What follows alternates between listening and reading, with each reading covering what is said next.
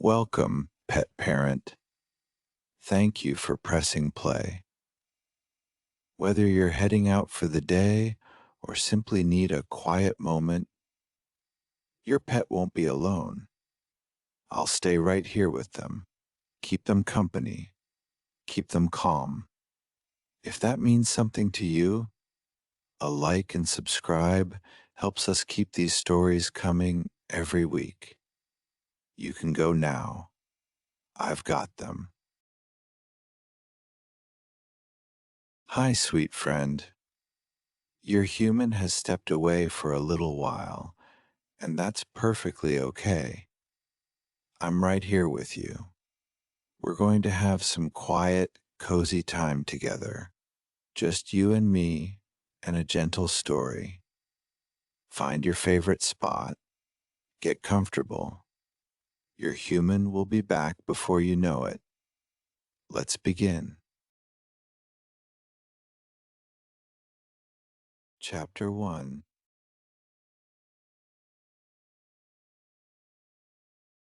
The basket came in against Clara's hip with the small, dry rustle of leaves settling against one another.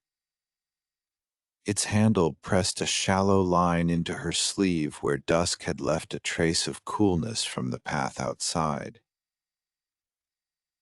A few smooth bits of paper lay among the gathered things at the top, pale in the dimness, and the whole basket carried that faint outdoor scent that arrived after the sun had gone low.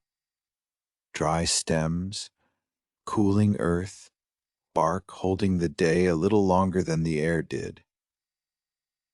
Inside, the room did not brighten so much as receive her.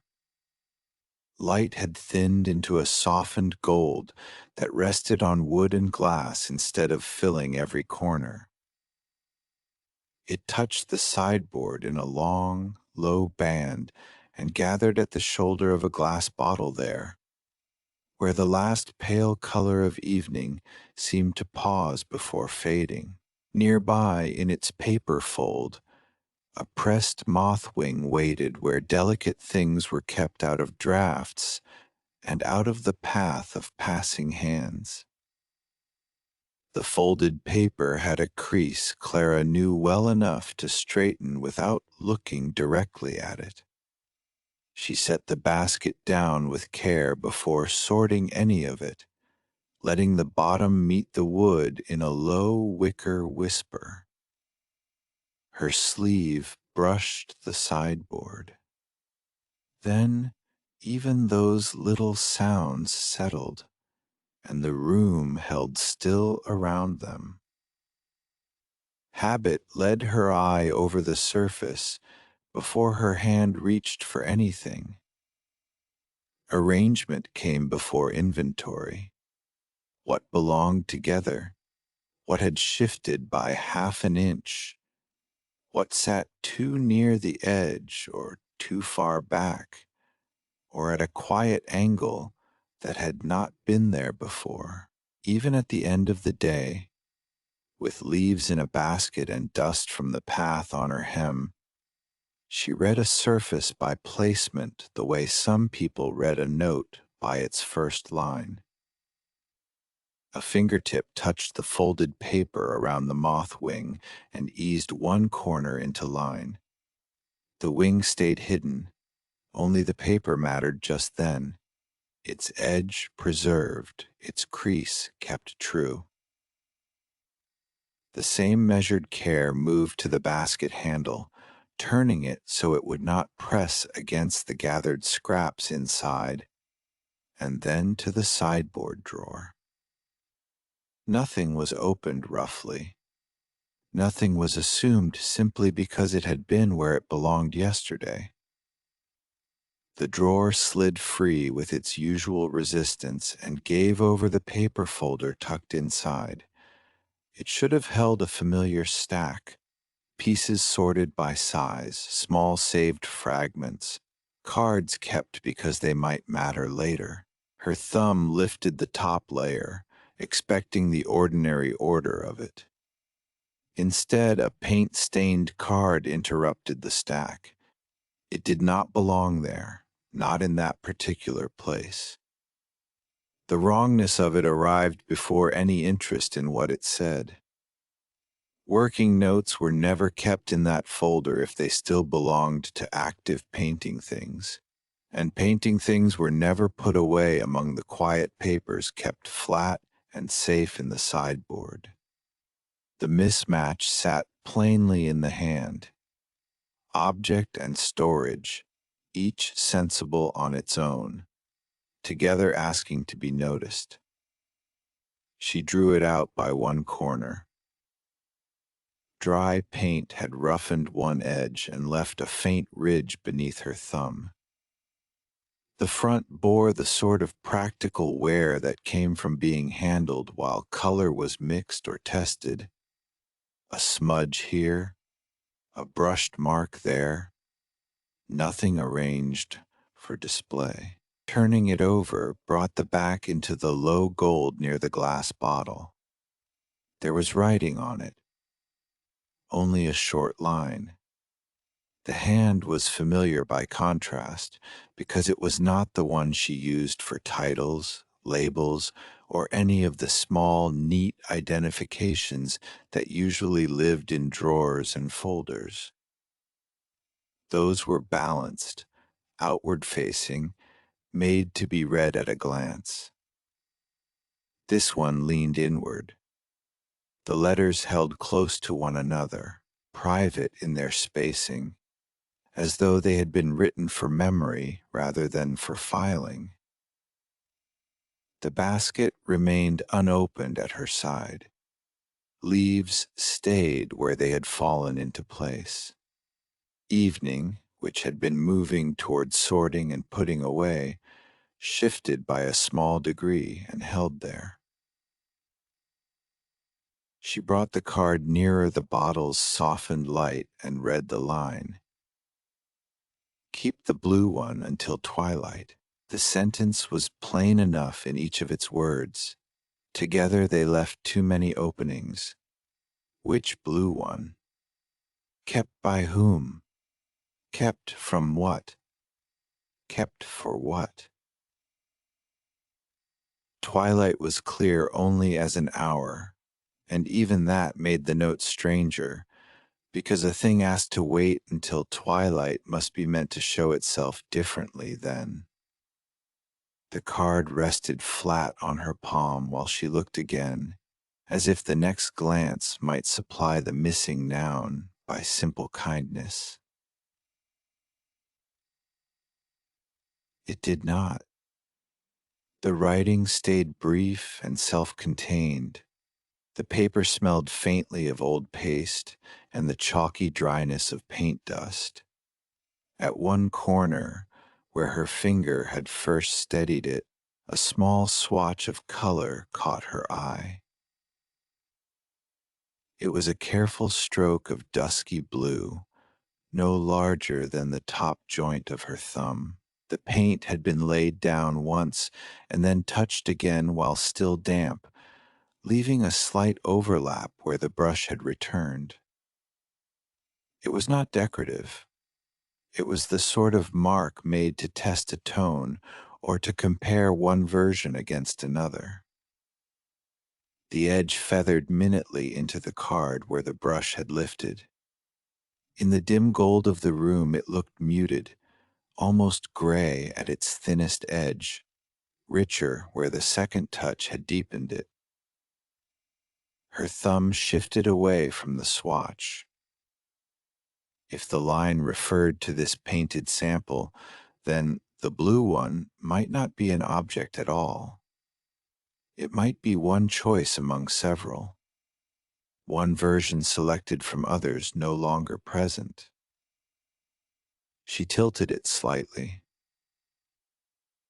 The back caught the light differently, and another detail emerged below the written line. Something had once been pressed into the card there, and then rubbed away with enough force to flatten the fibers.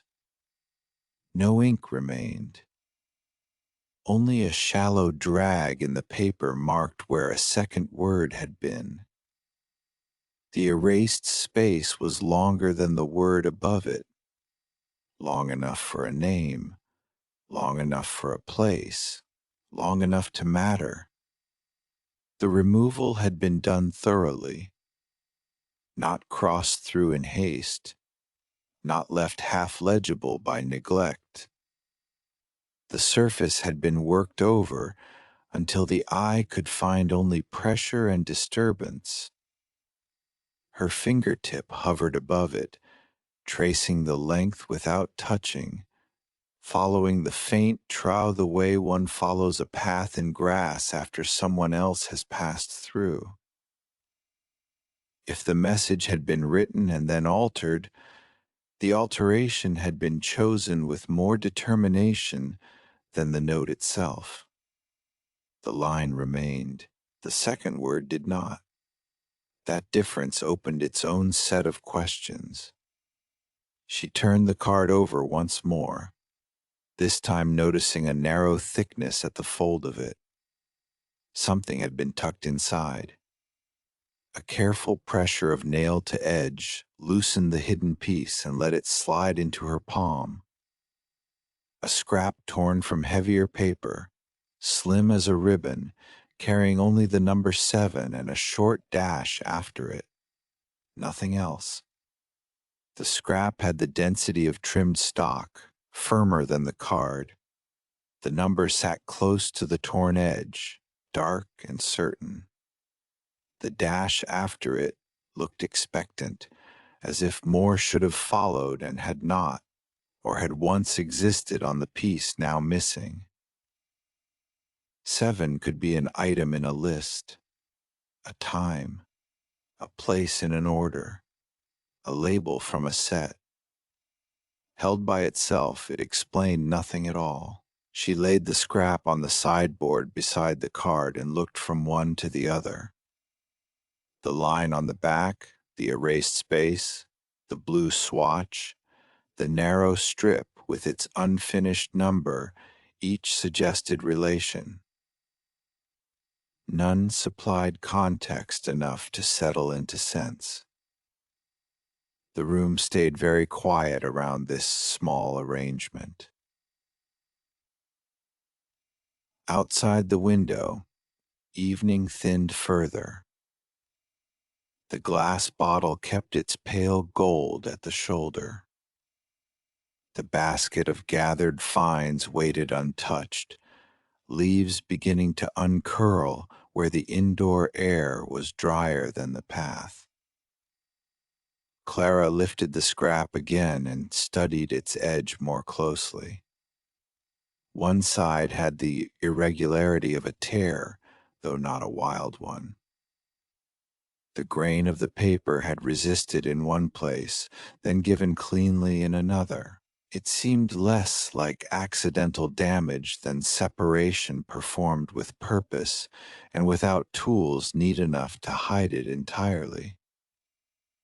She set it back on the card, then moved it away, trying its fit against the card's edges, though she knew at once it did not belong there. Footsteps sounded beyond the room, practical and even, the rhythm of someone crossing through one task on the way to another. Nora entered carrying a neatly folded garment over one arm, the cloth held with the steady balance of someone who meant to put it down somewhere proper and continue on.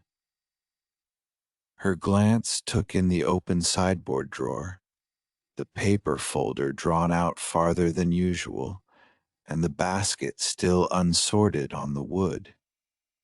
"What interrupted you?" she asked, already reading the answer from the altered order before anyone pointed to it. The folded garment was set down within reach, aligned almost absently so its edges stayed square. Clara held out the card rather than beginning from a distance with explanation. The small space between them made the gesture simple. Nora received it by the edges, careful as though it might fray at a seam if handled with too much certainty. Her first look went to the back. The line there drew her eye more quickly than the blue swatch had drawn Clara's. She read in silence, then angled the card a little, studying the writing itself. "That wasn't jotted in passing," she said. "Whoever wrote it meant to remember it exactly." The card turned once in her fingers. The paint mark came into view. Then the scrap, which Clara placed beside it, drew her attention down. Nora bent nearer without setting either piece under strain, the way she might inspect a hem for where it had been altered before. "This edge was taken from something," she said after a moment. "See here? Too straight in one place for an accidental rip." Then the paper fought back along the grain. Her thumbnail hovered just above the torn side. It was removed, not damaged. "There's more of it somewhere." Together they moved nearer the glass bottle, where the low light could pass through paper without glare. The bottle held the last of evening in its curved shoulder, and beside it the card showed more of its surface. Clara steadied one corner while Nora tipped it toward the light. Pressure marks rose and fell as the angle changed. The erased area beneath the line became easier to see there, not because it darkened, but because the rubbed fibers caught the light differently from the untouched card around them. A finger traced the shape above the surface, never quite touching. The drag of the erased word extended farther than the instruction above it. It did not break in the middle. No loops survived clearly enough to name a letter. Even so, the space occupied its own presence on the card, a deliberate absence with boundaries. "People strike through what they regret," Nora said, still looking at the paper. "They leave it there and pretend they didn't mean it. This was taken away." Clara kept her gaze on the shallow impression. So it mattered after the card was written. Enough to remove cleanly, if cleanly was possible. A correction might have belonged to uncertainty. Erasure this thorough belonged to decision. The surviving line and the vanished word no longer seemed part of the same moment. One had been written. The other had been reconsidered. She lifted the card and let the painted swatch catch what remained of the light. "Blue," the note had said. Yet blue was too broad a word to be useful by itself. There were blues that brightened under morning, blues that flattened under cloud, blues that turned almost violet when evening came.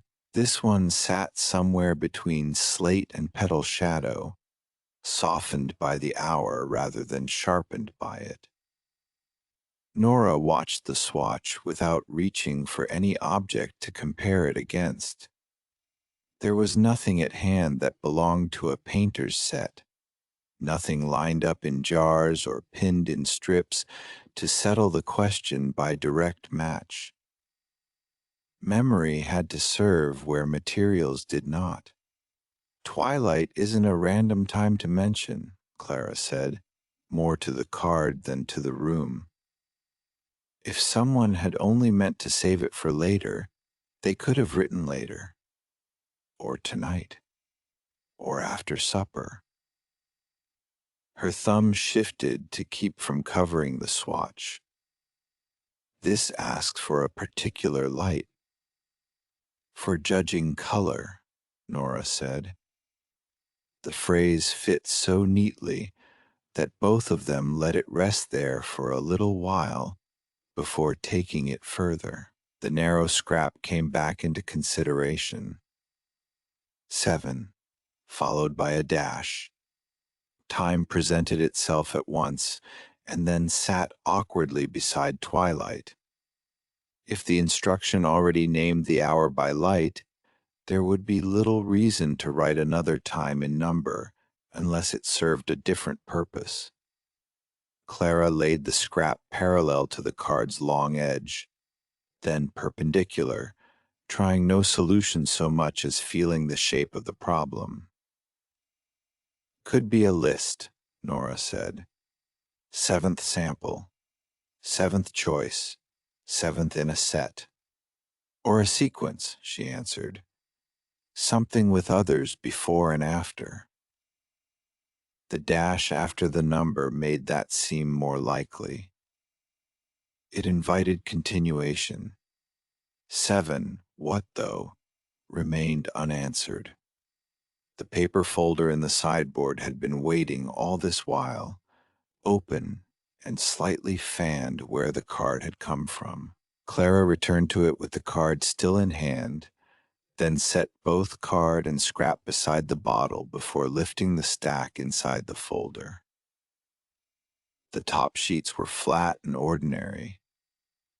Beneath them, where the paint-stained card had rested, the papers held a faint memory of shape. She drew them out one by one. Near the center of the stack, a rectangular gap showed itself in the way edges sat against one another. The papers had lain long enough with something slightly larger behind the card that the pressure remained, subtle but visible once sought. A space where corners had been shielded from dust and touch, a margin interrupted by absence. The missing piece had not been bulky. It had not warped the folder or left a dramatic outline. Yet it had been there, and now it was gone. Nora leaned in over her shoulder. There, she said quietly. The card was no longer an isolated oddity tucked where it did not belong. It had belonged with something else, something larger, something removed carefully enough that the folder still looked orderly at a glance. Whoever had taken it had either known how the drawer was kept or had taken pains to leave the rest undisturbed. Clara slid the remaining papers back and forth, checking whether the card's paint might have transferred to any surface behind it. No clear mark appeared, only the rectangular memory of the absent piece. The folder itself offered no label to explain what had once sat there. Her own system, usually exact enough to answer such questions, had been interrupted at the point where answer ought to have begun. She set the folder down and picked up the card again. The handwriting on the back seemed more useful now that the card had company in absence. Her titles, when she wrote them, stood balanced and presentable, each word given enough room to be found easily later. This line leaned inward. The letters were compact, almost folded into themselves. It was the hand of someone writing privately, for a future self, not for display in a drawer. Nora studied the spacing with the concentration she had first given the torn edge. "Look here," she said, touching the air above the final word. "It tightens before the end." The card passed back to Clara, who tipped it toward the light and saw what she meant. The spaces between the earlier words were even enough, practical and unshowy. Near twilight, the letters crowded slightly, as though the sentence had arrived at its last word later than expected, or had been reshaped to accommodate it. "It might have started differently," Nora said, "or that word mattered enough to squeeze in." The basket at her side had waited long enough. Clara drew it closer and lifted back the top layer of leaves. Dry surfaces whispered against wicker. A pale paper scrap lay beneath them, smooth from weather. A stem, a curled husk, two flattened bits of something once bright and now faded by the path small overlooked things gathered because they had texture or shape worth keeping for a while. She spread them beside the card, making no claim that they held the answer. Juxtaposition was reason enough. Against those outdoor finds, the blue swatch changed character. On its own, it had looked like a practical test of paint. Beside leaves browned at the edges, beside paper dulled by open air, beside the cool-toned fragments dusk had made gentler, it began to resemble a sample meant to be matched to something seen outside or under changing light. Reference. Nora picked up one of the smooth paper bits from the basket, held it near the swatch, then set it down again. "If you were choosing color in daylight, you wouldn't need to wait," she said. "Unless daylight lies about it," Clara answered. The line on the card returned to her mind in that new, practical shape. An instruction to delay a choice, to keep one option aside until the hour when its true cast could be judged. Patience rather than storage. A working reminder. Something from a private process, separated from the rest of itself. She spoke the sentence aloud once, not for drama but to hear its weight in the room. Spoken, it sounded less cryptic than it had looked on paper. The words arranged themselves into use. One option among several had been held back. Twilight had been the proper judge. The mystery had not vanished. It had altered its outline. Nora folded her hands loosely around the garment she had brought in, then rested them on the sideboard while she considered the folder and its gap. "Then the larger missing piece matters more than this card alone," she said. "If there was a set, or samples, or a list, that was the part that said what the blue one belonged to. The erased word, the numbered scrap, the swatch, the private hand, the rectangular absence in the folder, none of them suggested a keepsake. All of them suggested a working arrangement from which the identifying piece had been removed." Clara looked again at the stack inside the paper folder tucked inside the sideboard, then at the card resting above the gathered leaves. One answer had come clear enough to keep. The line on the back was no title. It belonged to choosing or judging by evening light. That much could be trusted. The rest remained open. What had stood behind the card in the folder? Why that larger piece had been taken away while this one remained? Why a word beneath the instruction had been rubbed out so completely? Why the scrap with 7 and its unfinished dash had been hidden inside rather than discarded? The card went back into the folder for a moment only, just long enough for Clara to keep its pieces together while she checked that the scrap sat securely within it. The fit looked temporary the instant she did it.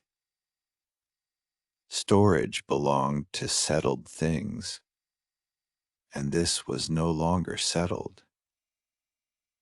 She drew the card out again and kept it in hand, apart from the evening clutter on the sideboard, and apart from the basket still waiting to be sorted. That small choice changed the room's work for the night. Leaves could wait. Smooth scraps from the path could wait. The folded garment Nora had brought in could still be put where it belonged. The card could not go back into the drawer, as though it had returned to harmlessness. Outside, the light had gone lower still, thinning from gold toward the cooler hush that comes just before color decides what it will become for the evening.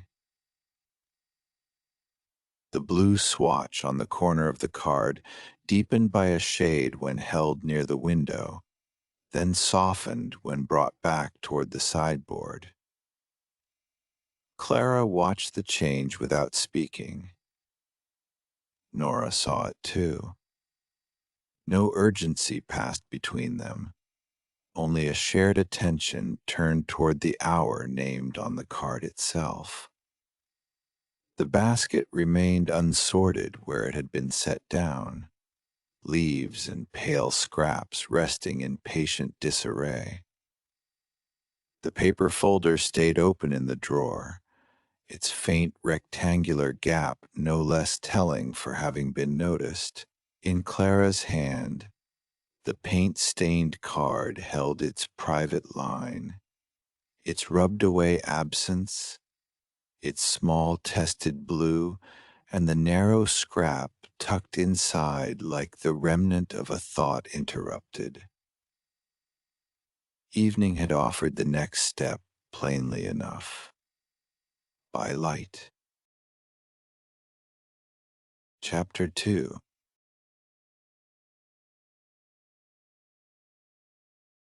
Ribbon rolls touched one another with soft, hollow taps as the paper drawer came open another inch. The sound was small enough to be taken into the room rather than thrown across it, joining the dry, layered smell of wrapping sheets stored flat beneath the warmer trace of cooled wax that still lived in the workroom after a day's making. One hand had already gone in before the drawer was fully open, sorting by the pads of the fingers. Thin, smooth sheets slipped one way, heavier paper with a firmer body another. The last of the evening light had begun to lower itself across the drawer front, taking brightness away from the colors and giving them back in quieter forms. The remembered instruction from earlier about keeping the blue one until twilight had not left the work table simply because other tasks had claimed the hands. It stayed close, shaping the search without interrupting it. Each blue sheet that came up from the stack was given a beat longer than the others. In daylight, some had looked easy to name, cheerful or cool or pale. Under the dimmer light, they altered. One flattened into a dull washed color. Another deepened and lost its brightness. A third turned almost gray before a truer cast rose through it when the page tipped. That little shifting kept the missing companion piece near the front of thought, though the drawer still moved in the practical order of an ordinary evening. A test-burn candle sat near the paper drawer among other work objects that had been set aside in neat company. It interrupted the sorting simply by being wrong there. The eye caught the dark ring at its rim before the mind had fully left the wrapping sheets. Test burn candles were meant to answer a straightforward question. They showed how a wick behaved, whether a wax blend held steady whether the burn line stayed even. Their evidence was usually plain and centered, the sort of thing one could trust at a glance. This one held a mark that drew the glance back. Instead of reaching for another sheet, Clara let her fingertips rest at the drawer edge. Then they moved toward the candle and stopped just shy of touching it. The same pause she gave a color that changed under evening light. Paper and wax belonged to different parts of the work, but the habit was the same. Do not hurry the eye into a conclusion the hand has not earned. The room kept its quiet tasks around her. Ribbon rolls leaned in their shallow tray. Paper corners lay stacked in obedient lines. A scrap edge waited beneath one wrist. Yet the next motion had already shifted away from choosing and toward noticing. The candle was lifted with care, not because it seemed fragile, but because the mark on it asked to be read from more than one side. Low light moved across the wax as it turned in her hand. The soot ring proved harder to excuse with each slow degree of rotation. It sat very near the rim, dark and almost continuous, too high and too deliberate looking for the ordinary record of a long, calm burn.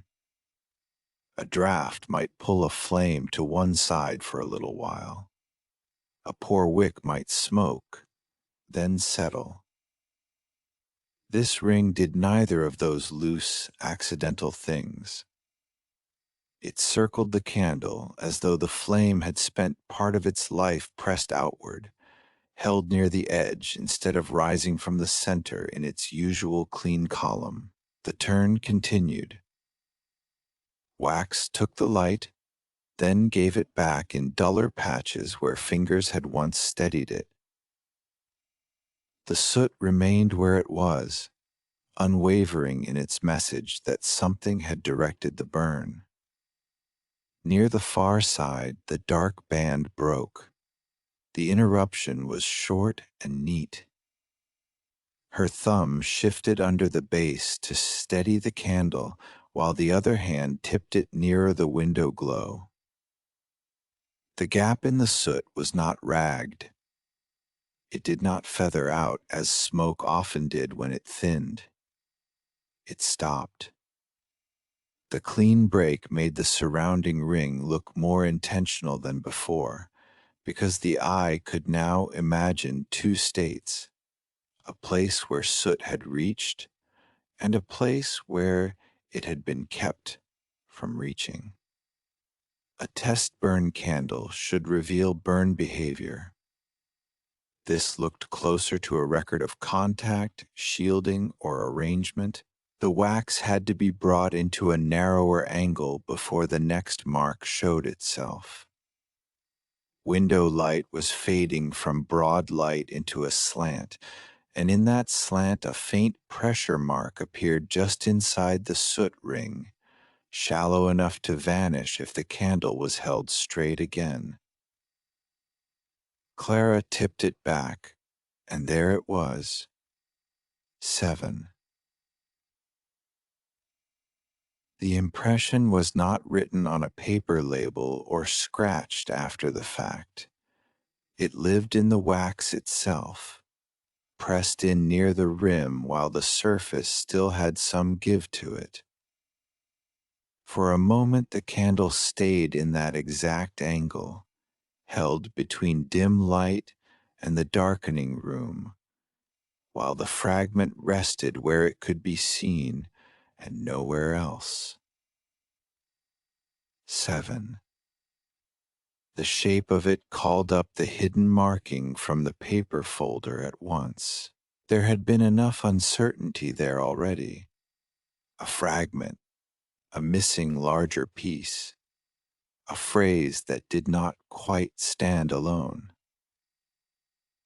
Finding the same broken mark in wax changed the size of the puzzle. A paper folder and a candle belonged to different motions of work. One stored and sorted, the other tested and burned. If the same fragment appeared in both, then the fragment was traveling through the work on purpose, crossing from one object to another. The candle turned a little farther.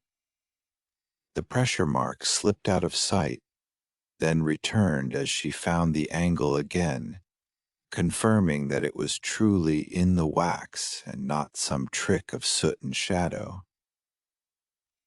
A fingernail hovered near it without touching. The mark was shallow enough that pressing too carelessly might blur its edge. The two characters remained incomplete, ending in that open little dash that promised more and withheld it. Questions gathered around the mark without forcing themselves into speech. Was it part of a longer number? A code from a batch? A fragment of a word reduced to symbols by the limits of soft wax? The earlier hidden marking had already suggested that something larger had been removed. Here, too, the fragment seemed to belong to something that once extended beyond what remained. The candle lowered slightly, and the soot gap came back into view.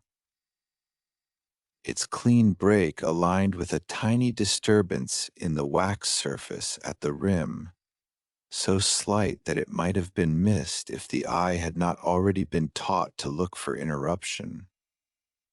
A narrow place there had been pressed or rested upon. The wax did not hold any scrap tucked into it now. Nothing protruded. Nothing clung. Yet the arc of clean rim and the minute roughness at its edge worked together. Something had once occupied that place during the burn, keeping soot from settling in that short span, and had later been removed. The absence had shape. That was what made it difficult to dismiss. The unsuited arc was narrow, almost the width of a folded edge. It did not spread like a flaw in the wax. It sat where an object might have met the rim and held there long enough to leave a record. The larger missing piece from the paper folder had already taught her how much information could be carried by what was no longer present. This gap had the same quality. It described a companion piece through the space it left behind. She brought the candle closer. Cooled wax had its usual faint sweetness, plain and quiet. A test burn candle often carried a little wick smoke after it had been used, a dry, charred note that sat low and familiar. At the rim of this one there was something else, and it did not arrive all at once. The first breath only suggested a dryness sharper than wick. The second found it more clearly, papery, slightly singed, fibrous in the way a scorched note or the edge of thin wrapping might smell if touched too near a flame and withdrawn before it fully caught. The scent stayed at the rim instead of spreading through the whole candle. That mattered. It suggested contact close to the flame rather than something mixed into the wax itself. Her thumb shifted under the base while she drew one more careful breath, separating what belonged to smoke from what belonged to paper. The distinction was small but real. Wick smoke had an oily darkness to it. This held the dry whisper of a sheet heated too far. If something thin and fibrous had burned there for a moment, then the candle had not simply been set alight to test itself. It had been used with something else. The remembered instruction about the blue one in Twilight moved nearer to the center of the question. Had a blue sample been brought to the flame to judge how it changed in the evening? Or had paper been held there for another reason entirely, to reveal a hidden mark, to darken an edge, to remove a word? Near the base, another sign waited where fingers might not have thought to look if the rim had not already asked so much. A cramped notation had been scratched into the wax before it fully set, TW. The letters were small, close together, and private-looking. They did not resemble any neat public-facing labeling meant for shelves or customers. A candle intended for ordinary stock would have carried clearer information, placed where it could be read quickly. These initials had been tucked low, as though they were for the maker or for one person expected to understand them. She turned the base toward the light and back again. TW could stand for twilight. The thought came naturally because twilight had already entered the work through that earlier instruction. Yet initials had the useful habit of meaning more than one thing.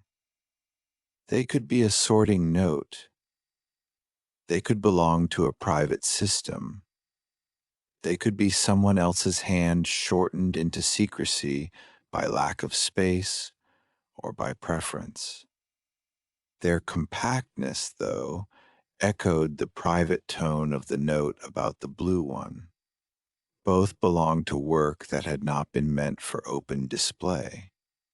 The candle shifted again, and a thin crescent of wax just below the rim caught the eye.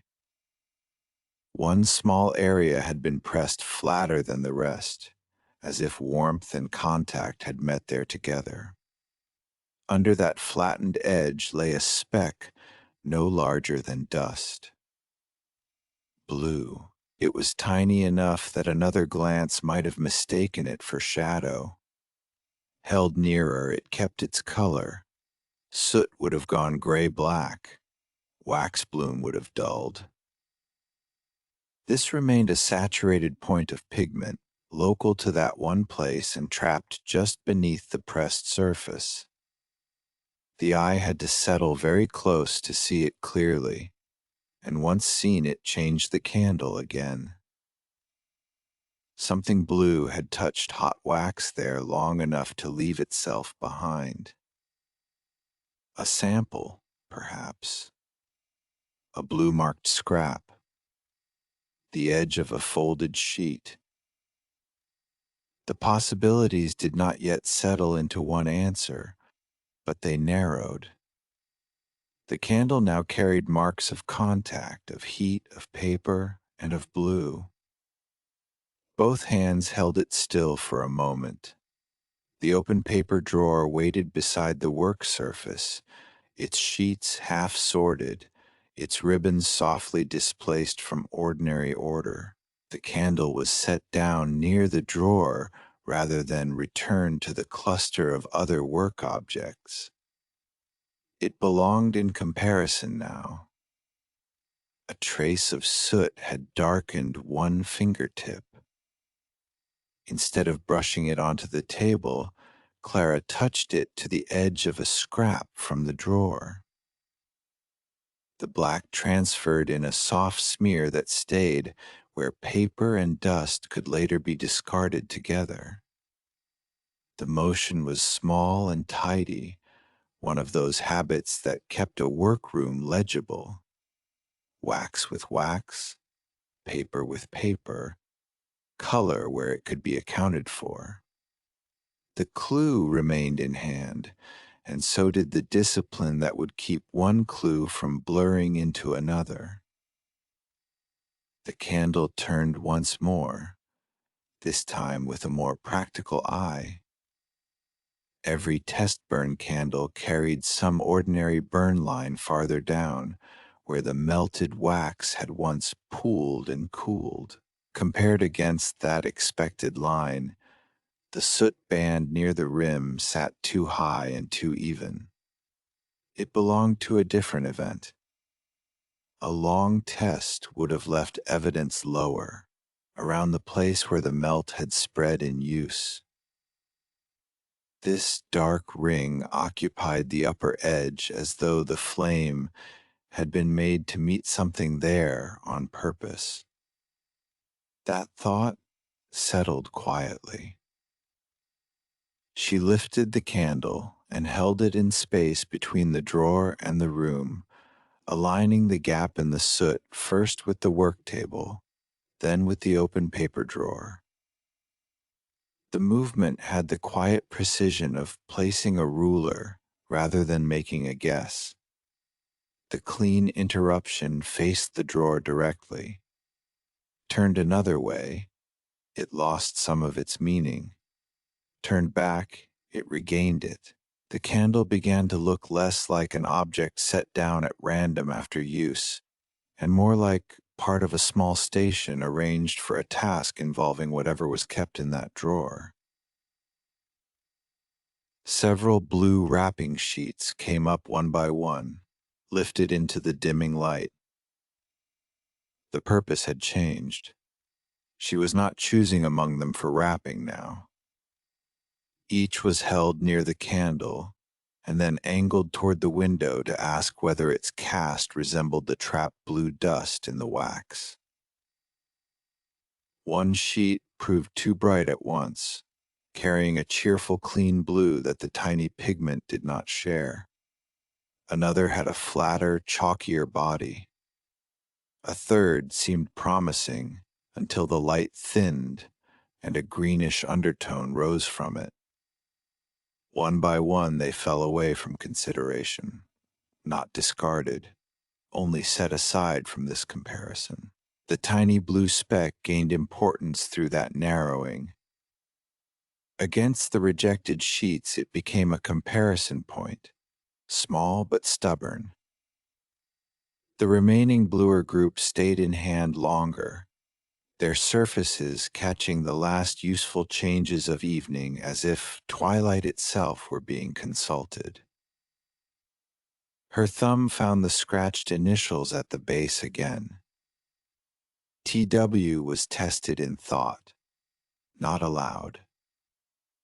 If it meant twilight, then the candle belonged to the same private process as the note about keeping one blue aside until this hour. If it named something else, then the process had still been divided between forms. Full instruction in one place, initials in another. That division suggested selectiveness. Someone had chosen what to say plainly and what to shorten. A fingertip followed the shallow 7 near the rim. The pressure of skin over wax confirmed what the eye had already suspected. The mark had been pressed in before the candle fully cooled, when the surface still accepted an impression without cracking. It did not drag the way a later scratch would have done. It sat in the wax as part of the making stage. That timing mattered. The fragment belonged to preparation, not to some later accident near the drawer. The candle warmed slightly in her hands from being held so long. When the rim was brought near again, the papery scent strengthened instead of fading. Heat coaxed it upward. A stray smell from the room would have thinned under repeated handling. This one lived in the rim itself, released more fully by warmth. Burned paper near flame became the stronger explanation. The open drawer accepted the blue sheets back in careful order, though the bluer group remained slightly fanned rather than stacked flush. Their edges were left where changing light could still strike them. Placement first, explanation later. The arrangement looked temporary, intentional, and readable. As the last sheet settled, something at the bottom of the drawer interrupted the restored order. Under the ribbons, one folded sheet lay crosswise instead of aligned with the stack. Everything else rested in the drawer's logic: edges parallel, weight distributed, colors grouped. This one had been left askew. It was enough to answer one immediate question without yet touching it.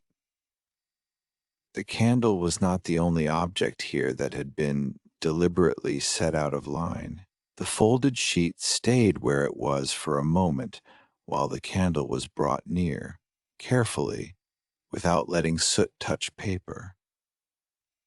The clean gap at the rim was measured against the visible width of the folded edge by eye alone.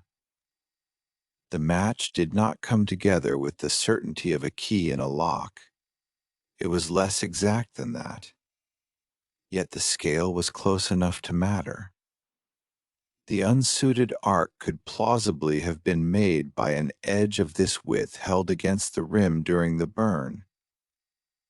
That small comparison changed the question from why this candle had burned oddly to what was held there while it burned.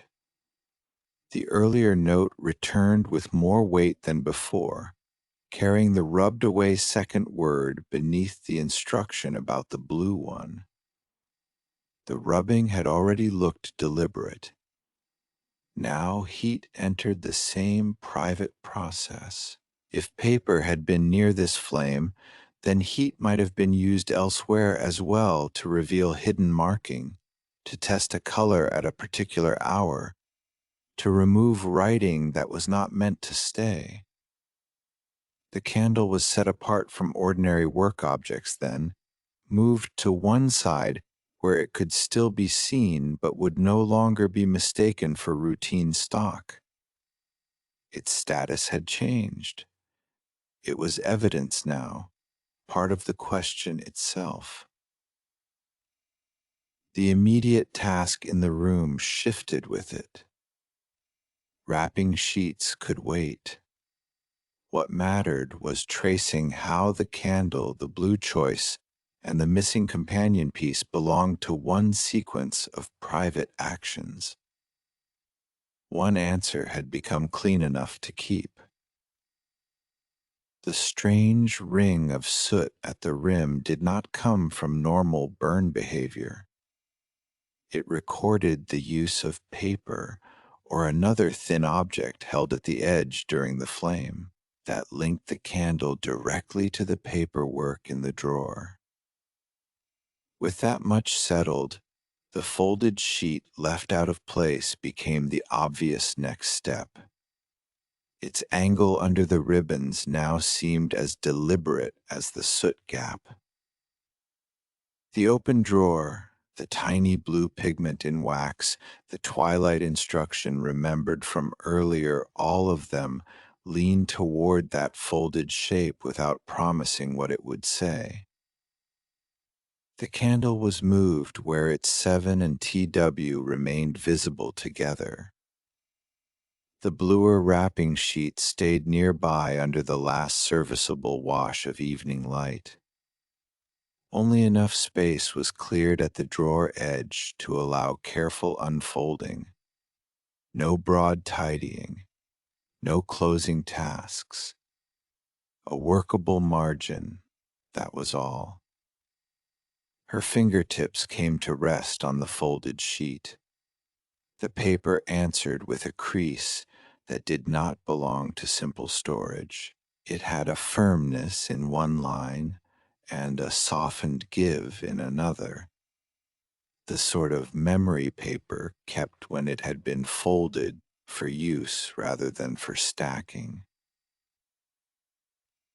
The drawer stayed open. The candle weighted to one side with its dark ring, its shallow mark, its private initials. Above the paper lay one quiet question. held there without force. Was this sheet used to judge which blue changed at twilight, or to hide the missing word that would explain what the blue one truly was? Chapter 3.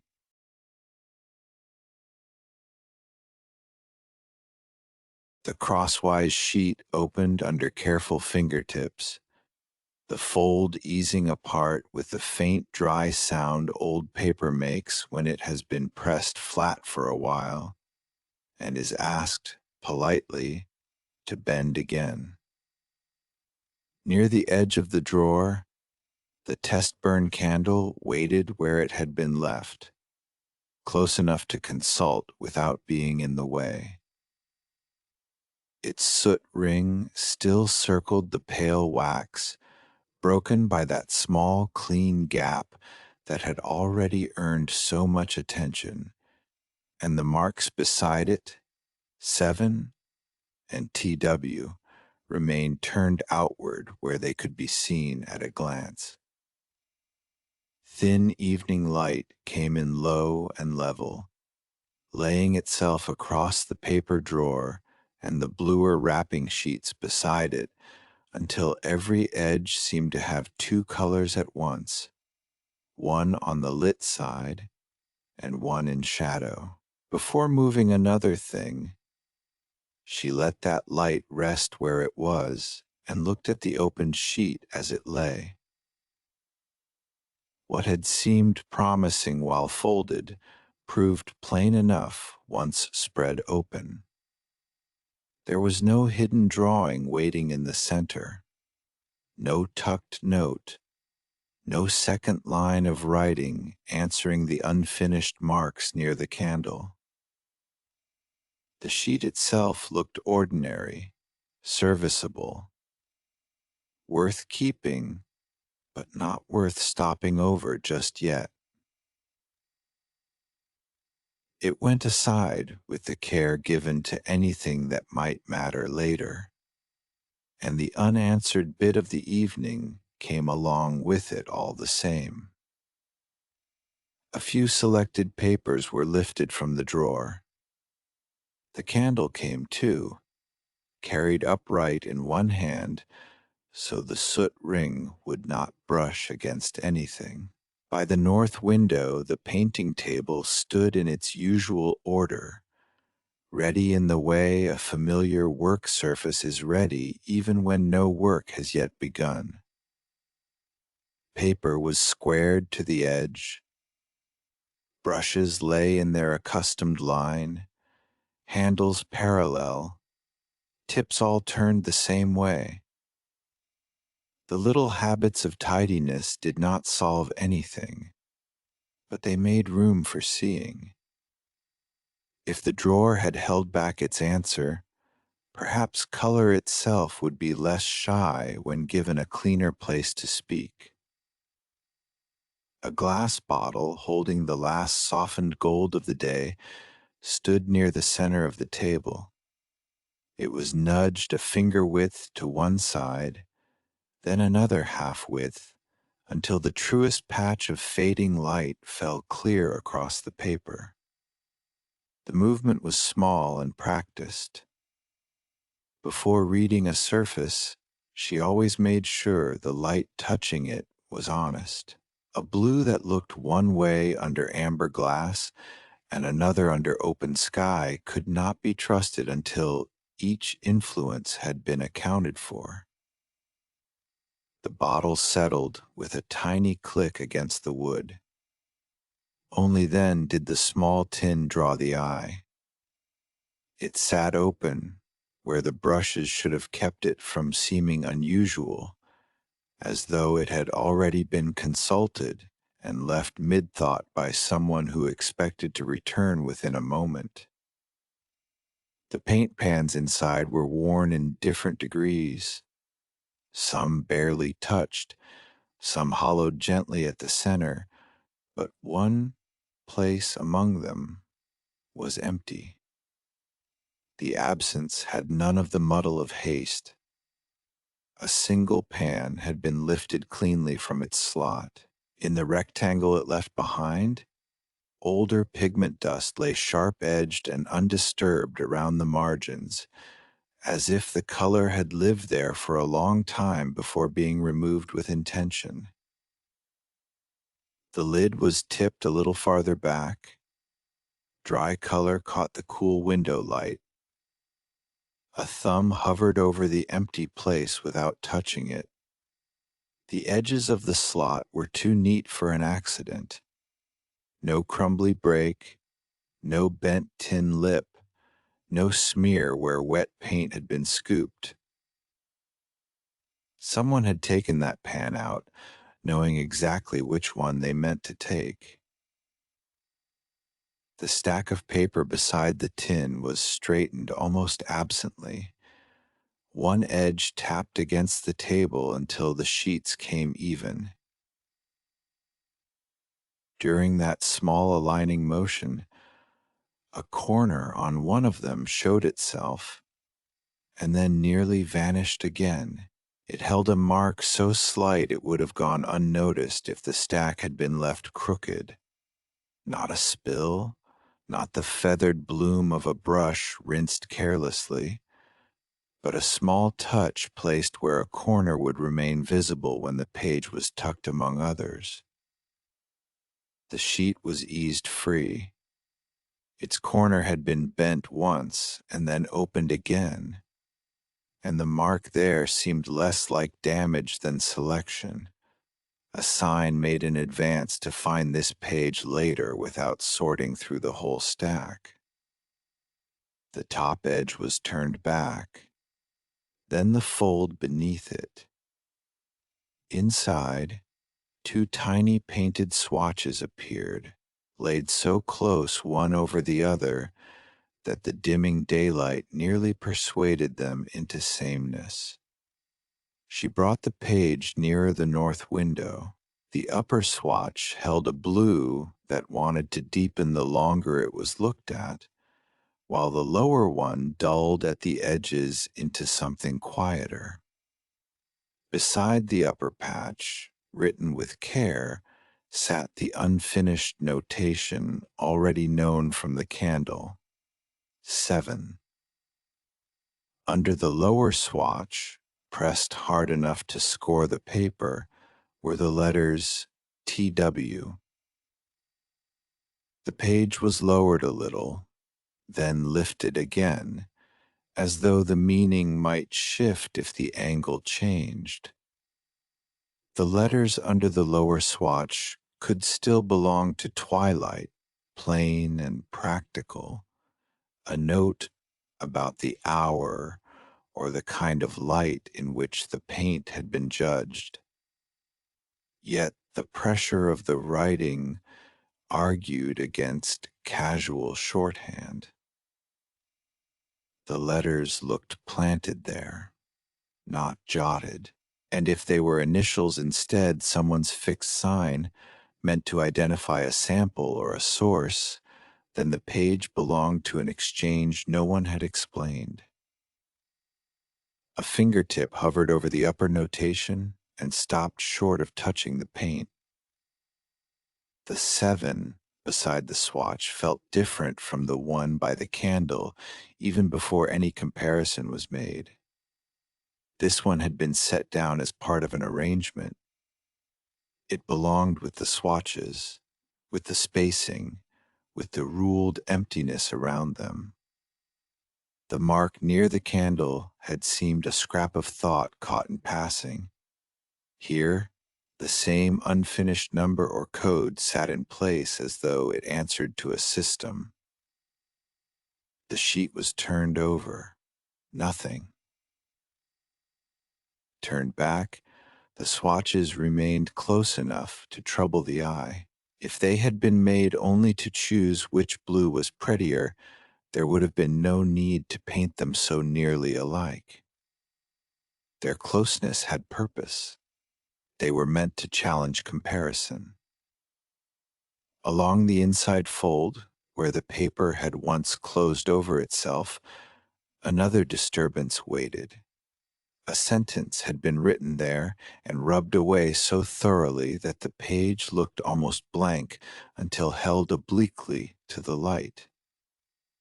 Then the fibers caught what little pigment remained. At one point near the center, the ends of words still held. One fragment read, "The blue one."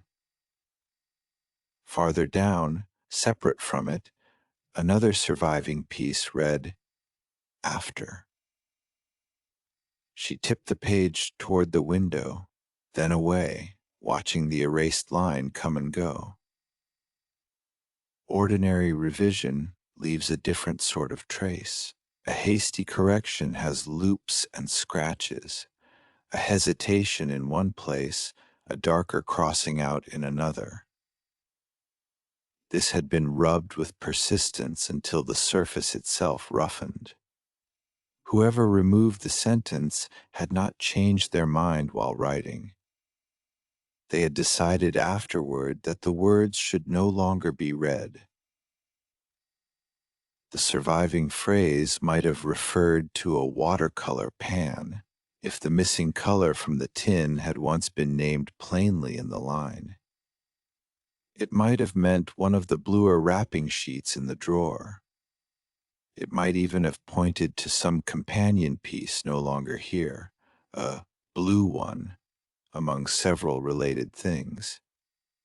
And the word ending in "after" could belong to any number of instructions what to do after comparing, after dark, after drying, after something else entirely. The page offered only fragments, and those fragments widened the path instead of narrowing it. The fold itself suggested there was more. The paper had not been bent only once. A narrower crease ran inside the larger one, almost hidden in the grain. That inner fold was opened with greater care. Tucked flat within it lay a pressed moth wing, kept in a paper fold so slight it might have escaped notice if the page had been handled less gently. The wing was not arranged like a keepsake. It had none of the sentiment of a flower pressed into a book. It lay there as a sample would lie, placed for use, protected from smearing, saved because its surface mattered. Fine powder had come away from it over time, leaving a faint trace of dusk blue against the sheet beneath. Yet that trace would not hold still under changing light. Turned one way to the north window, it leaned cool, almost silvered at the edge. Turned a little back, it grayed. Brought near the warmer wash of the room, the same dust seemed to deepen and soften. Perhaps the test had not been about naming a blue at all. If someone had been watching what changed in evening light, what a moth wing matched at 1 hour and lost at another, which painted swatch held to it and which failed, then the candle, the marks, the missing pan, and the folded page all belonged to a process more exact than a simple color note. The uncertainty in the wing's trace did not weaken the clue. It explained why someone might have made such careful comparisons in the first place. At the bottom margin, where a title might have balanced the page or a note might have been pasted for later reference, another interruption appeared. A rectangular, clean patch broke the light dusting of dry blue pigment there. Something small had once been attached and later removed. 2 pale gum marks remained at the corners, faintly glossy where the paper caught the light. The missing piece could not have been large. A label, perhaps. A tab. something slight enough to leave only cleanliness behind where dust had failed to settle. The page was laid flat on the table and studied whole. Swatches, careful notation, erased instruction, pressed wing kept as a sample. A removed little rectangle from the bottom as though this sheet had once carried an identifier. Seen together, the pieces drew away from the idea of practice. This one had been used according to a method. Outside the window, the evening had thinned enough that the room no longer held one kind of blue. The paper looked cooler near the glass and warmer nearer the center of the table. The unlit candle sat waiting by the page, its soot ring dark as a thumbprint around the pale wax. The broken clean gap in that ring still showed where burning had failed to continue evenly. Beside it, the quick mark and the steadier letters remained in sight. Every object on the table now seemed to belong to every other object.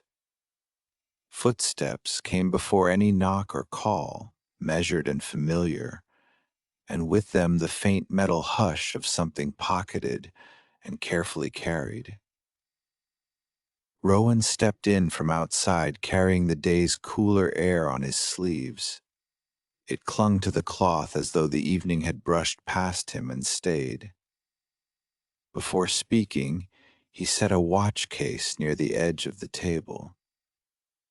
The small case met the wood with a gentle sound, and he paused beside the north window long enough to take in the arrangement before him in one quiet sweep. The candle, the open sheet, the watercolor tin with its empty slot, the brushes laid ready and still dry. His gaze settled not on the writing, but on the sequence of use. Candle near the paper. Paper near the missing pan. Brushes prepared and untouched. What had been assembled mattered as much as what had been found. What was meant to be compared, he said, before twilight finished fading? The question fit the table so neatly that she answered by turning the marked sheet toward him rather than by speaking at once.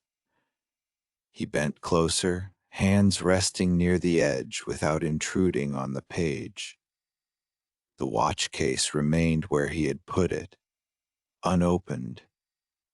The room held that useful kind of stillness in which one person's observation leaves space for another's. It was hidden among the papers, she said after a moment, or saved among them.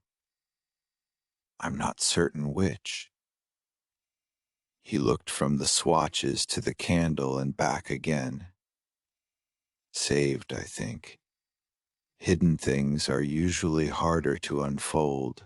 The page was lifted and angled toward the north window, then brought back toward the candle without lighting it, so the difference between those two kinds of light could be judged while there was still enough of the day left to do it. Under the cooler window light, the upper swatch leaned very nearly toward the dusk blue trace left by the moth wing in its fold. The likeness was not exact, but it was close enough to make the eye rest there.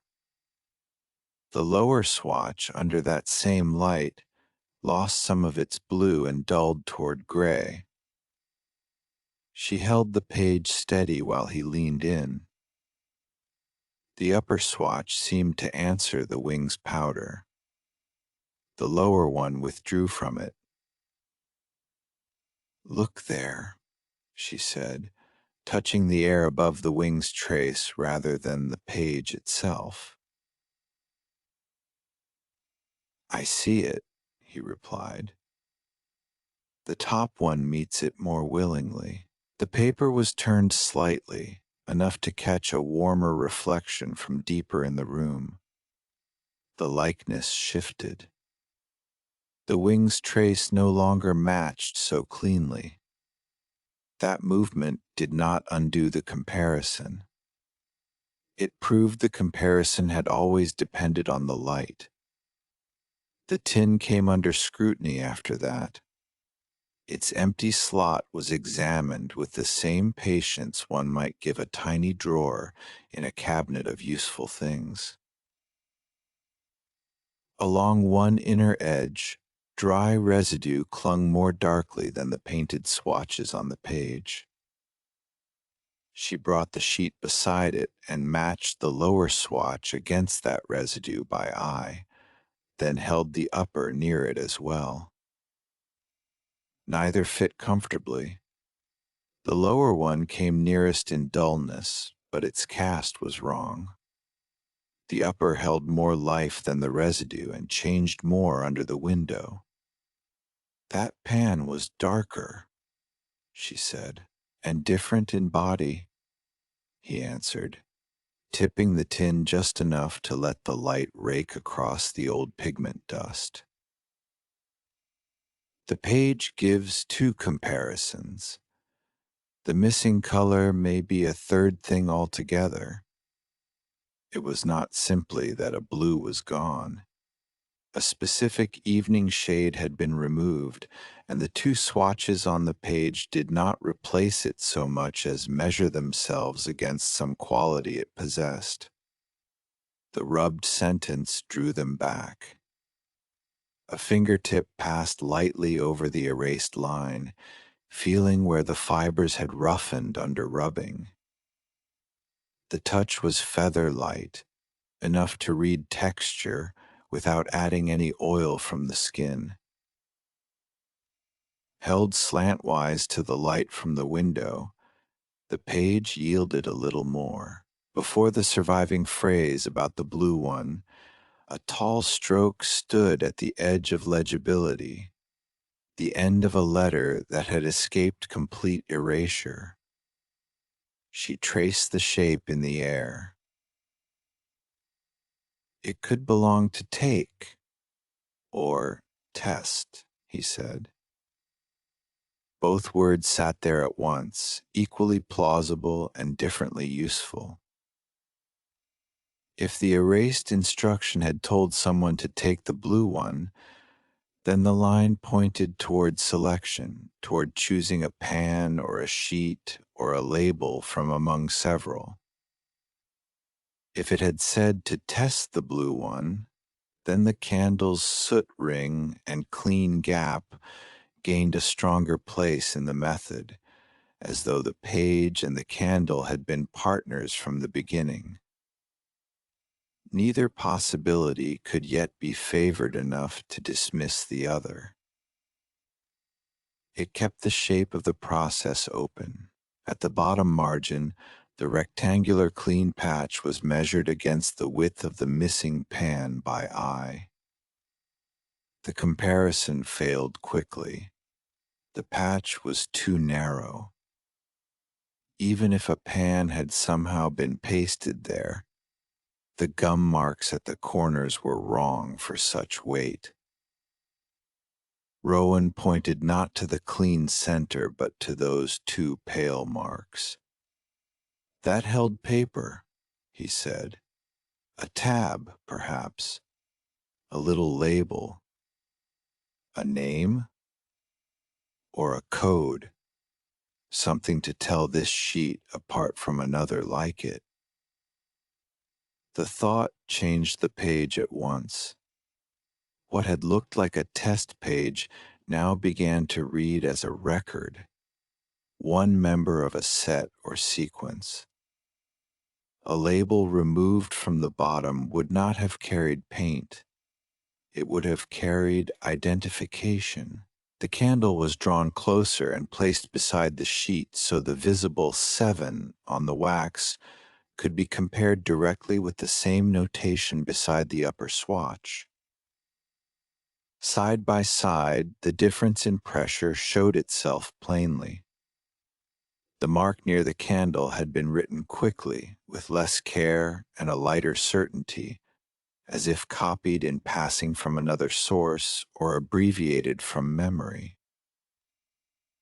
The notation beside the swatch sat more deliberately on the page. Its spacing was measured. Its line had been placed to belong with the painted patch. "The paper came first," she said quietly. He looked from one to the other and nodded. "The candle borrowed from it, or from whatever this sheet was copied from."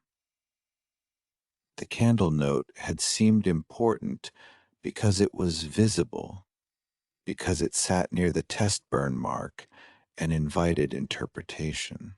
Yet here was evidence that it might only echo something established elsewhere. The page held the more deliberate form. The wax held the quicker reminder.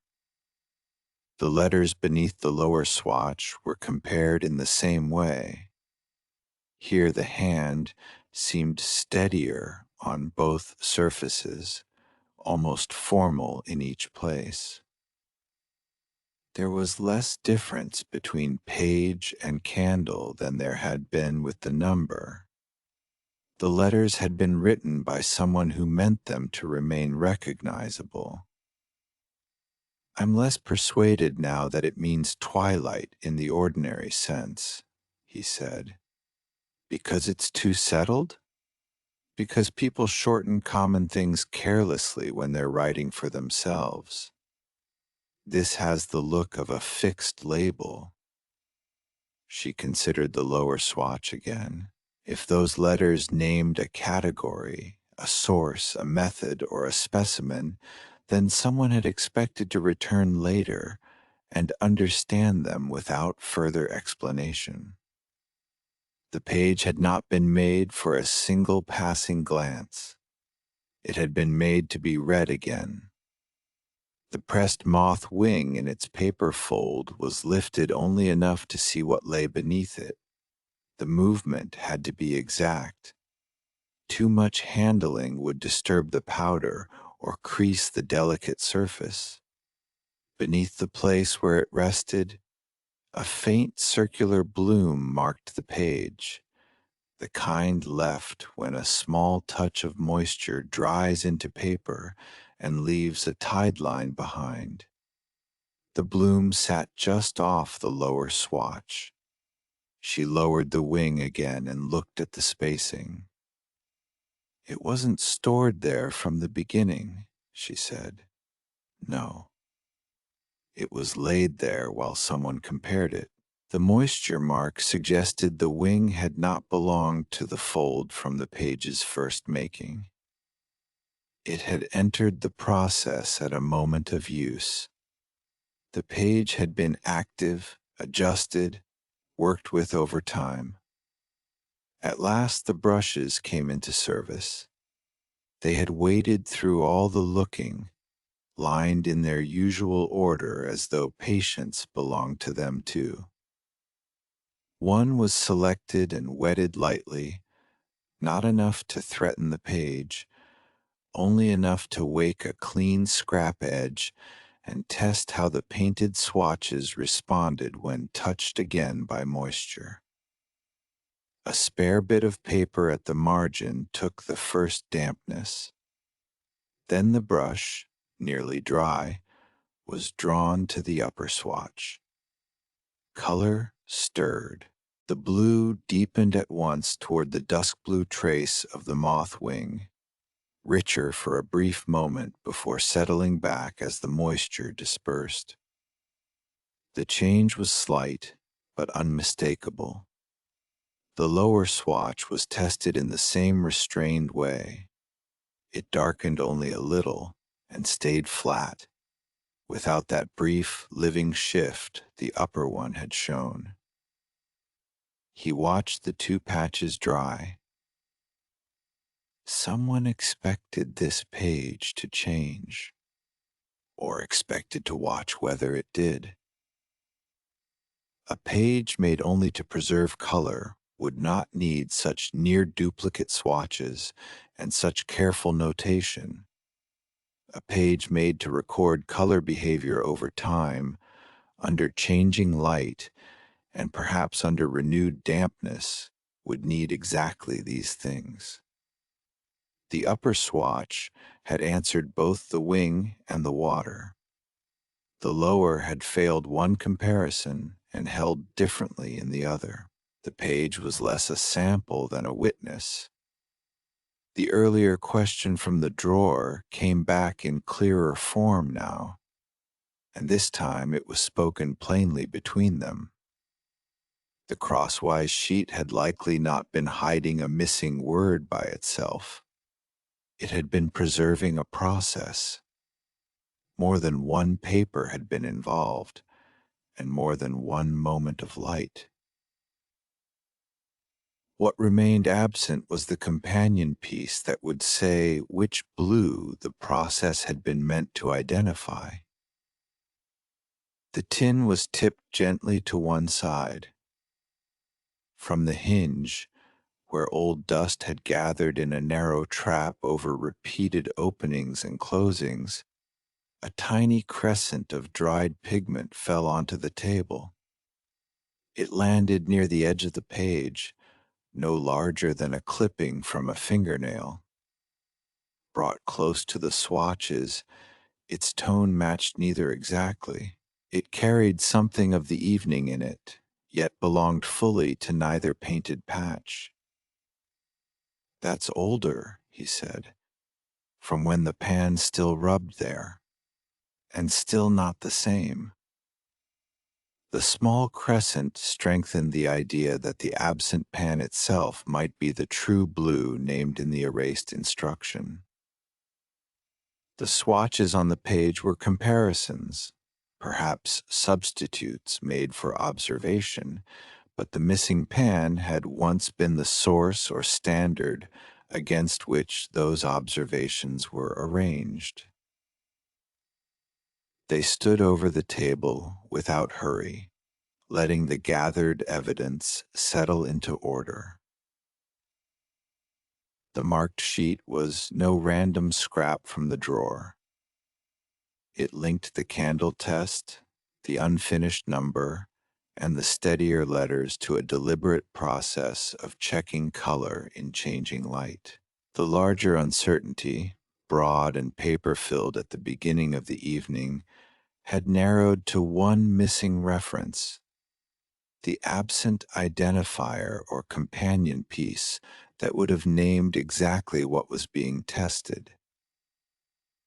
If the letters under the lower swatch were a fixed label, rather than a casual note about twilight, then whoever made the page had expected to repeat the process or return to it later. Without the missing label or companion sheet, the page could seem secretive. With Rowan's practical reading laid beside Clara's eye for arrangement, it looked less like concealment and more like careful record-keeping whose final tag had gone astray. Fresh paper was drawn toward the north window before the evening altered any further. The marked sheet was placed beside the open tin rather than folded and hidden again. There was no reason now to tuck away what still had more to show. A clean page was squared to the table edge. The bottle remained shifted aside so the clearest light fell where it was needed. She began a neat copy. The surviving swatches were mapped in their positions, one above the other, with space enough around them to preserve the relationship exactly. The visible notation was copied beside the upper patch. The steadier letters beneath the lower one followed. The erased sentence was not guessed at, only indicated where it belonged along the fold, with room left for later understanding. Even the bottom margin's empty rectangle was marked. its corners lightly noted where the gum traces had shown. Across from her, he kept the original in place, watching the light on it and the open slot in the tin. The candle remained unlit but close, its soot ring and little clean gap still turned outward. Nothing on the table was arranged for decoration. Each object stayed where it could help tomorrow's comparison answer to tonight's. The copy grew line by line, swatch by swatch, while the last of the evening thinned into a cooler steadiness at the window. The missing slot in the tin was left open. The notes were aligned. The page with the moth wing remained flat and visible, no longer mistaken for scrap. What lay ahead had become simpler in outline, if not yet in answer. Find what color once sat in that empty pan, and see whether it completed the process the papers had preserved only in part. Chapter 4.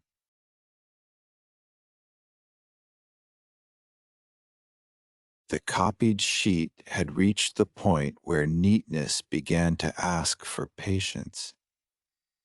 Beside the open tin, a clean page lay weighted by the work already done on it. Small swatches placed with care, notes copied in a compact hand, spaces left where certainty had not yet earned its place. The original marked sheet rested just beyond it, close enough that a glance could travel between the two without lifting either one. In the north window light, the old marks remained where they had been all afternoon 7 TW, the erased line that still refused to become legible, and the bottom margin rectangle waiting at the edge like a blank label no one had filled. Evening had begun to thin the brightness of the room, and the brush hovering over the copied swatches paused as if it, too, could tell that color changed its mind at this hour. A shallow tin was drawn closer by a fingertip against the table.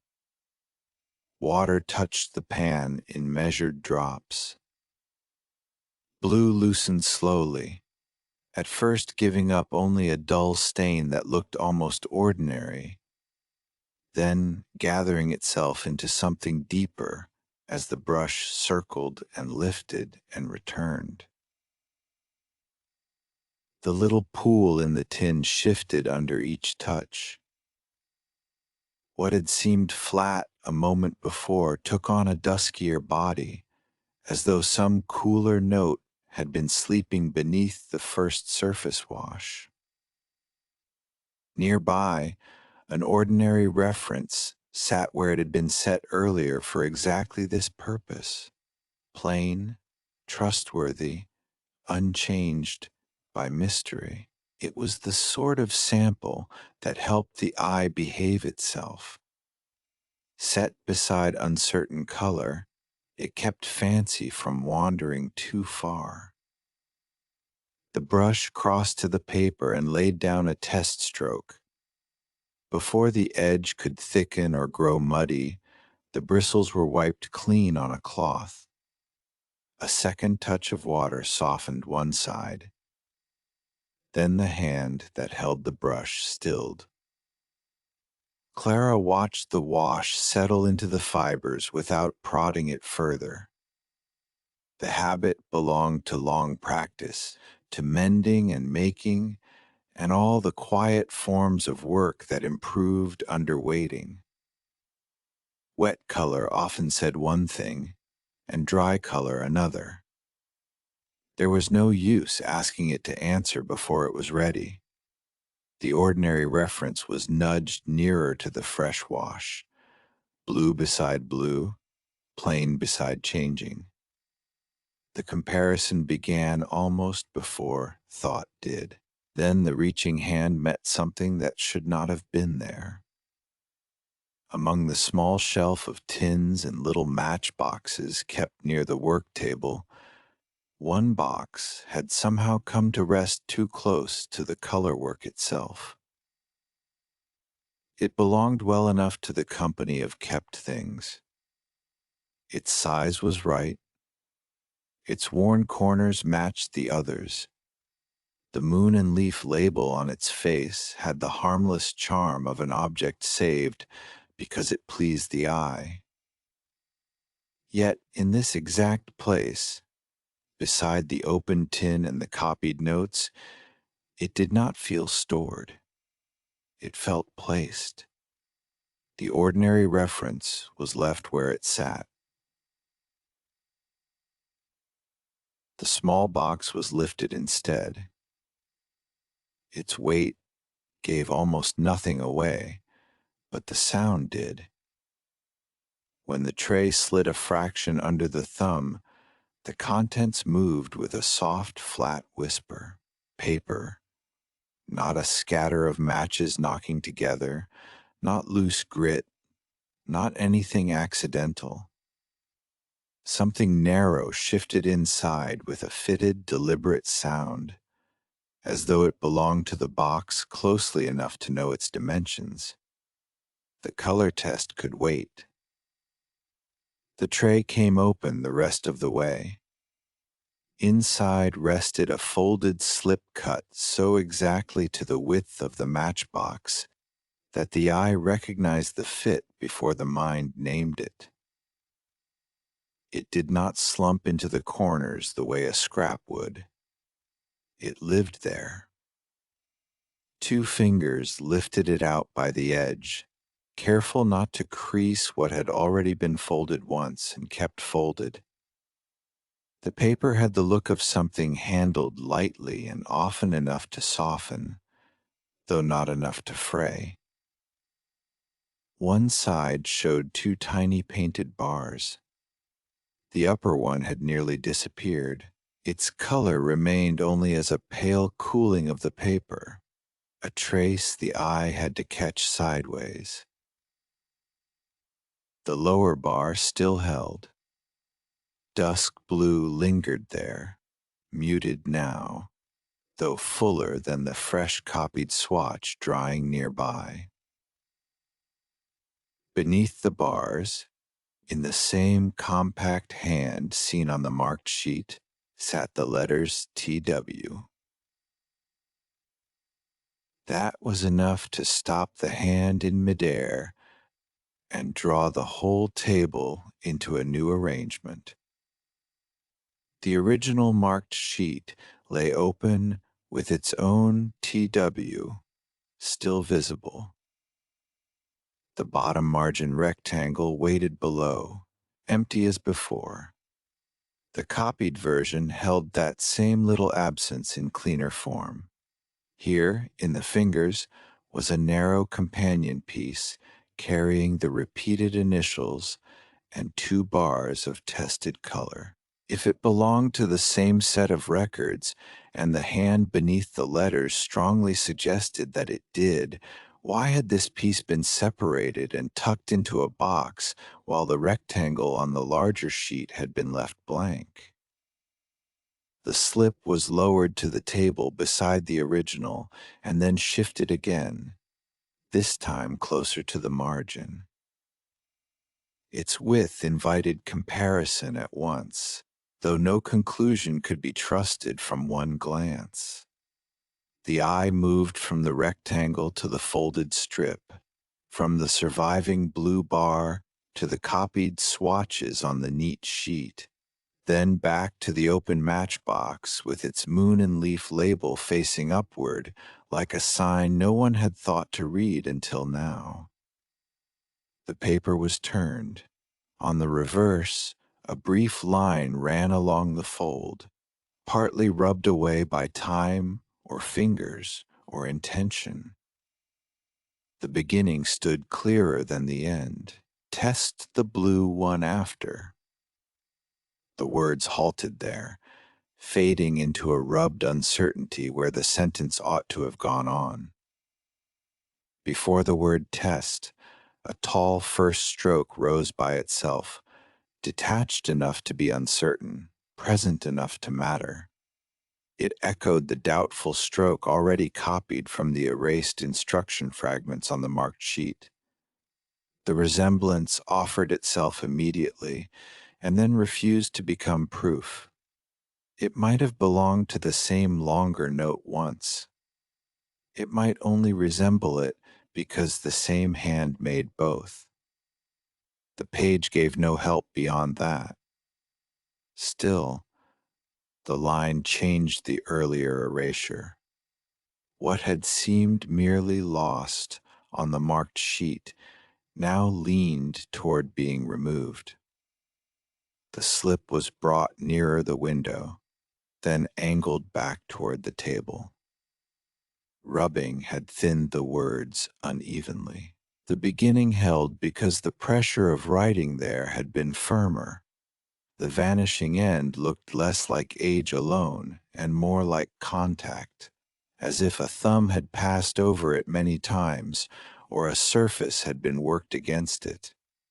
The eye traced the surviving words without speaking them. Tested. Blue. After. Sequence lived inside that fragment. Order mattered in it. The box itself had not finished speaking. Its tray lay open on the table, and the lid, when tipped up, showed a faint penciled notation on the inside card. 7, followed by another mark rubbed nearly blank. The second mark had been pressed hard enough to score the card beneath it. Even after the graphite had been taken away, the pressure remained as a shallow groove. A thumbnail did not touch it, but hovered close enough to catch the shape in the slanting light. The score tucked a tiny thing beneath it, a crescent of dried blue so thin it might have been missed if the lid had not been turned just so.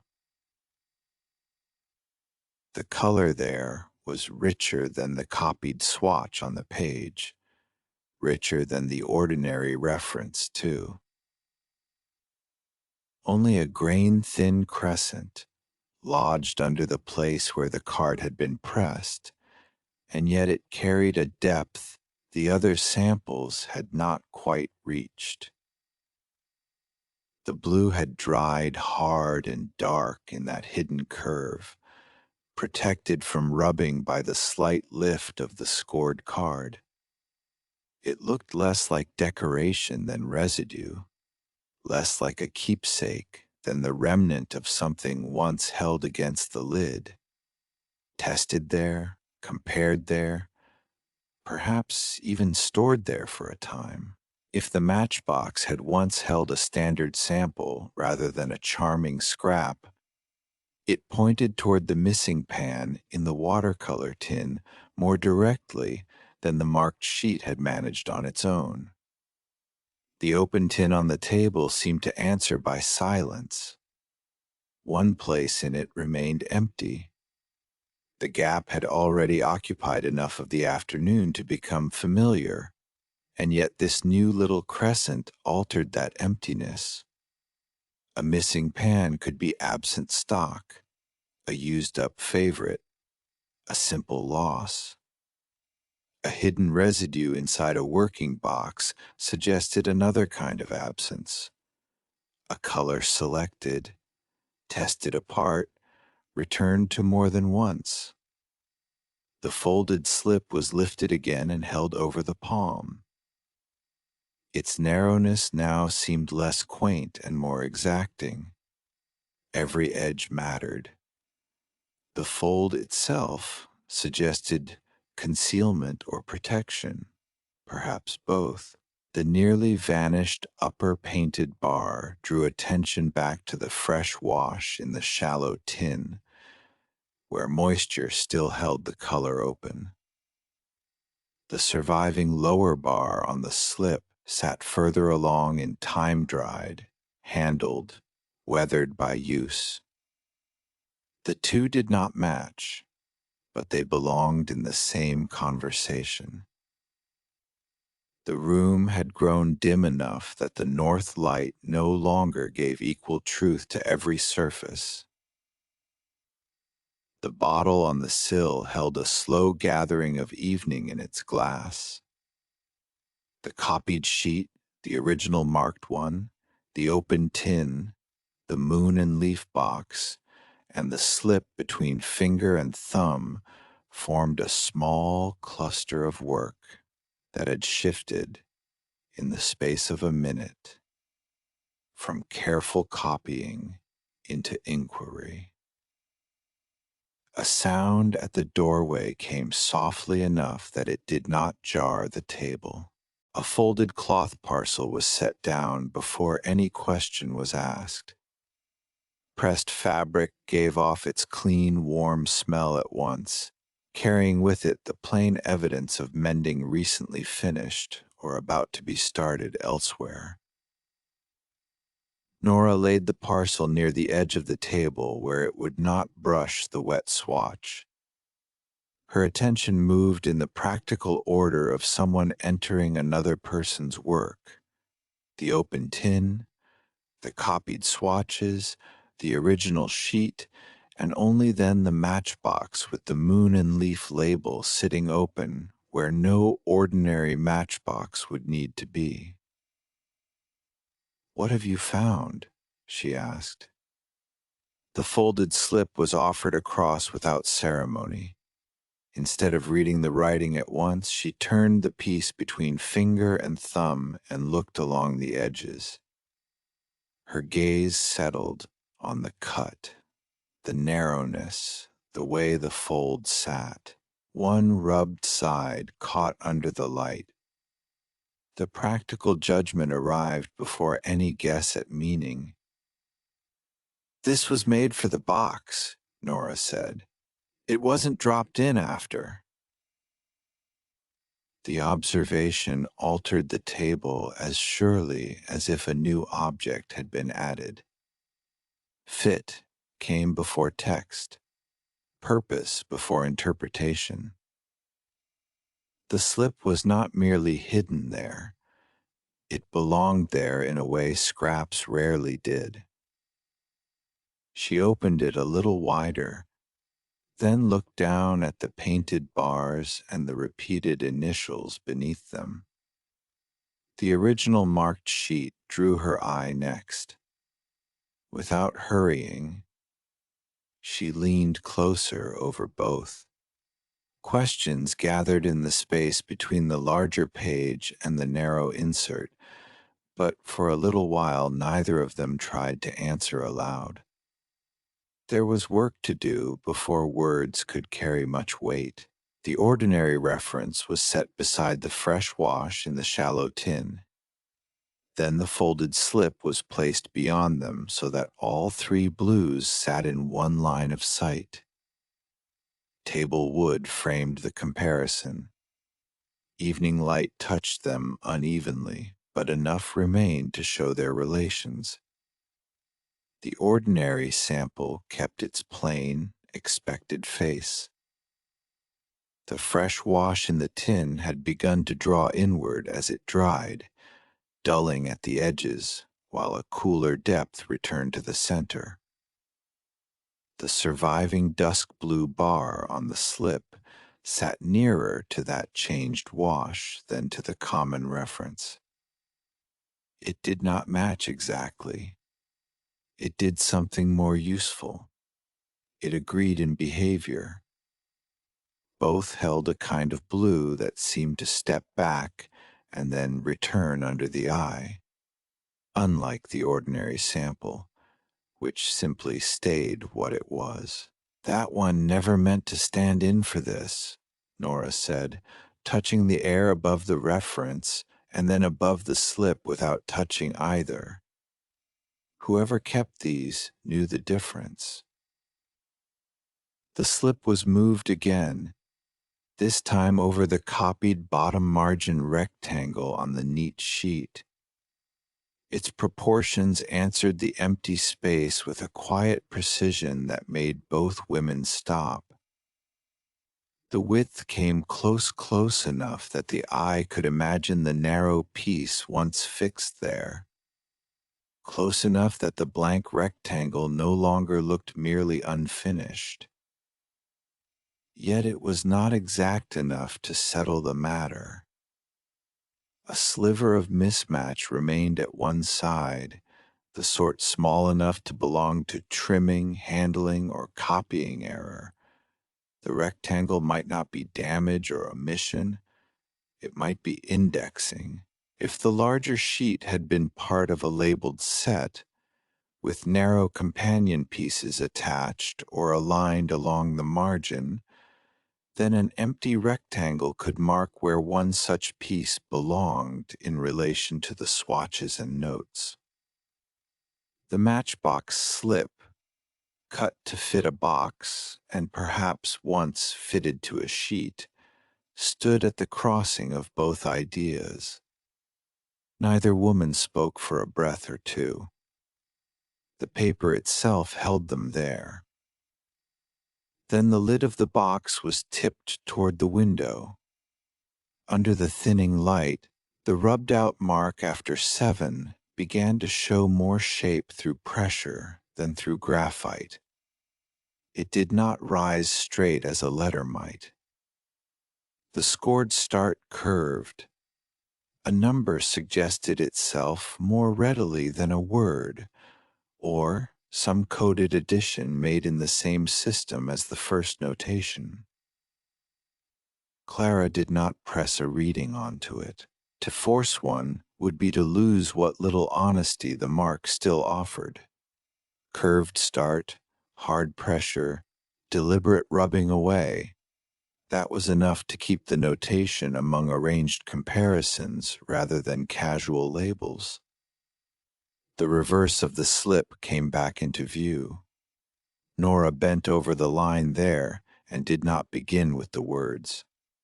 Her gaze followed the writing pressure instead, the way a sewer might inspect strain on cloth before admiring the stitch.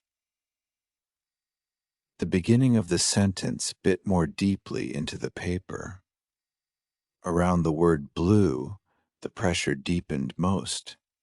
After that, the hand had lightened where the line vanished. She leaned hardest here, Nora said quietly, though she did not say whose hand she imagined. And then less, where it goes. The erased instruction fragments on the marked sheet were brought close for comparison. One surviving piece there had ended with the sense of after, though its beginning was gone. Here, on the slip, the phrase began clearly and trailed away. Side by side, they did not complete each other neatly enough to claim they were once one sentence. Yet they shared more than wording. They shared a concern with sequence. They hinted that the missing end had not simply worn away at random. If order of testing mattered, the omitted part might have been exactly the piece someone had reason to hide. A glass bottle holding the last softened light from the window was shifted closer across the table. Its curved side warmed what passed through it. The folded slip was held where that altered light could touch the painted bars before evening thinned further. Under the warmer tone, the nearly vanished upper bar lifted just enough to reveal itself as cooler than it had first appeared. What had seemed almost no color at all gained a faint moth wing cast, pale and retreating, but still there. It moved nearer to the dusk range of the lower bar and away from any simple household blue. The paper fold containing the pressed moth wing was brought near and opened only at the edge. No one spread it fully. The wing's trace of dusk blue, held in its own fragile place, needed only a narrow reveal for comparison. Its color did not duplicate the slip's surviving bar. It lived in the same changing family. At one angle it looked grayer, at another, cooler and more alive. The fresh wash in the shallow tin shared that same uncertain return, the way the old 7 swatch had behaved when moisture woke it. This drew the missing pan into a narrower kind of possibility. Perhaps it had not been named for a fixed pigment at all. Perhaps it had served as a standard for a changing evening color, something tested against later mixtures because ordinary references could not hold it steady. The shallow tin was used once more. Water thinned the remaining blue until it nearly disappeared. The brush laid a pale sweep on a clean bit of paper. This time the eye watched not for richness but for vanishing. As the wash dried, the ordinary reference stayed plain and predictable. It dulled exactly as expected and remained visible in the same simple way. The surviving bar on the folded slip behaved differently. Though dry already, its relation to the fresh test became clearer as the pale wash faded. What had seemed stronger at first lost itself, then cooled back into view. The old painted bar had not been chosen merely because it was pretty. It behaved like something kept to observe change. Nora turned the slip lengthwise again and returned to the edges. One end was cut square.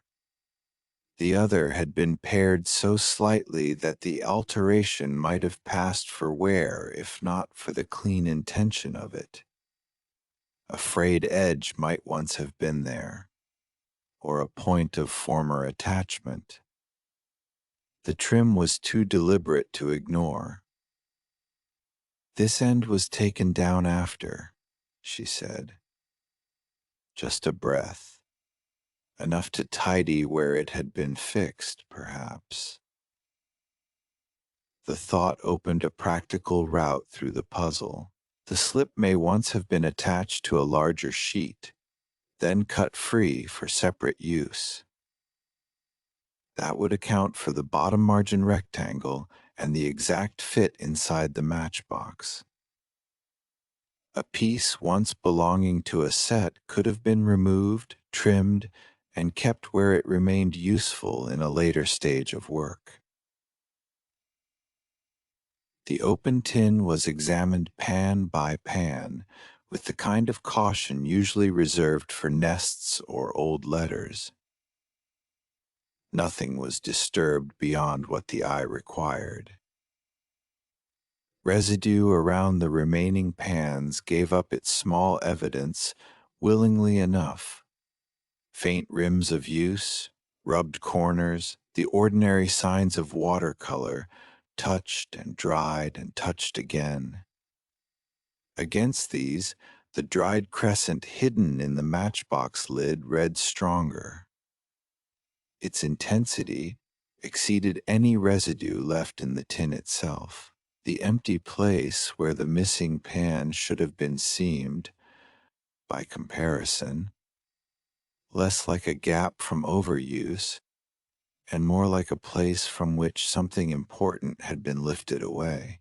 The copied TW on the neat sheet was brought beside the narrow slip so the two sets of letters could be seen together.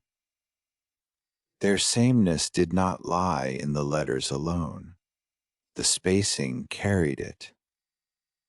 The distance between the initials, the way the periods sat, the amount of room left beneath the painted bars, these repeated habits became harder to ignore than any guess at what the initials might stand for. A fixed label suggested itself more strongly than a personal note. Whatever TW meant, it had been repeated across more than one piece in a set. The moon and leaf label on the matchbox at last received the same close attention already given to the slip inside. Along one edge, a faint thumb-polished patch had softened the printed surface. The wear was small and local, exactly where a careful person would press to slide the tray open again and again. That patch changed the box. It ceased to be merely attractive storage. It became a working reference, reached for repeatedly during some process that required this particular little companion piece. The table had grown full of relationships, larger sheet to narrow slip, empty rectangle to trimmed edge, missing pan to dried crescent, repeated initials to repeated use, sequence to erasure. At length the fragments themselves were spoken, one after another, not as an answer, but as a row of stepping stones laid where both could see them. 7. TW. The partial instruction from the slip's reverse. Heard together, they formed less of a sentence than a procedure. The old question shifted. The missing pan was unlikely to be merely absent stock. It looked more and more like the color against which at least one later blue was meant to be tested. Once that thought settled on the table, another took its place without fuss. Which later blue, and after what step? No one tried to force the answer from evening. The fresh wash in the shallow tin had dried enough to show one face of itself, and not enough to promise that face would hold until morning. Rather than disturb it again, the paper was left beside the folded slip, so the comparison could be met fresh in daylight. Memory had done enough work for one day. Method would do the rest tomorrow. The neat copy was drawn close and amended, while the observations still sat clearly in mind. Beside the earlier swatches and the copied erased line, a new note recorded the size of the folded slip. Another marked the second occurrence of TW. A brief line added the partial instruction from the matchbox. The page that had begun as a careful copy of one important object now had to make room for another. The marked sheet no longer stood alone at the center of the inquiry. The matchbox with the moon and leaf label had joined it there. When the notes were finished, the slip was returned to its box. That choice came easily. Left loose, the paper would become only a clue. Returned to the matchbox, it remained part of a pair, container and companion piece, wear and residue, and fitted width all speaking together. The tray slid shut with the same soft paper whisper heard when it was first opened, and the sound now carried a different weight. Nora gathered the folded cloth parcel she had set down earlier, then rested her fingertips on the table a moment longer as if keeping one place in the thought while another moved ahead. If one piece was cut free and kept, she said, looking at the altered edge of the closed box rather than at the papers, others may have been separated just as neatly. The idea did not solve the missing pan. It widened the search without scattering it. The record might never have stood alone. Other small kept pieces could exist, tucked where they remained useful rather than where a complete set ought to live. The matchbox was placed apart from the shelf of little tins and boxes and set beside the open watercolor tin for tomorrow's light. There it rested in plain sight, no longer disguised among ordinary small things. The shallow wash remained to dry. The updated copy lay ready. The original marked sheet still held its 7, its TW, the erased line, and the waiting rectangle, though none of them looked quite as solitary as they had before. Around the table, evening continued its quiet work. The bottle on the sill deepened. Paper lost its glare and kept its shape. The immediate tasks had been brought to their stopping place: wash drying, notes made, slip safely returned. Beside the open tin, the moon and leaf box kept its place for morning, leading the eye where the next comparison would begin. Chapter 5.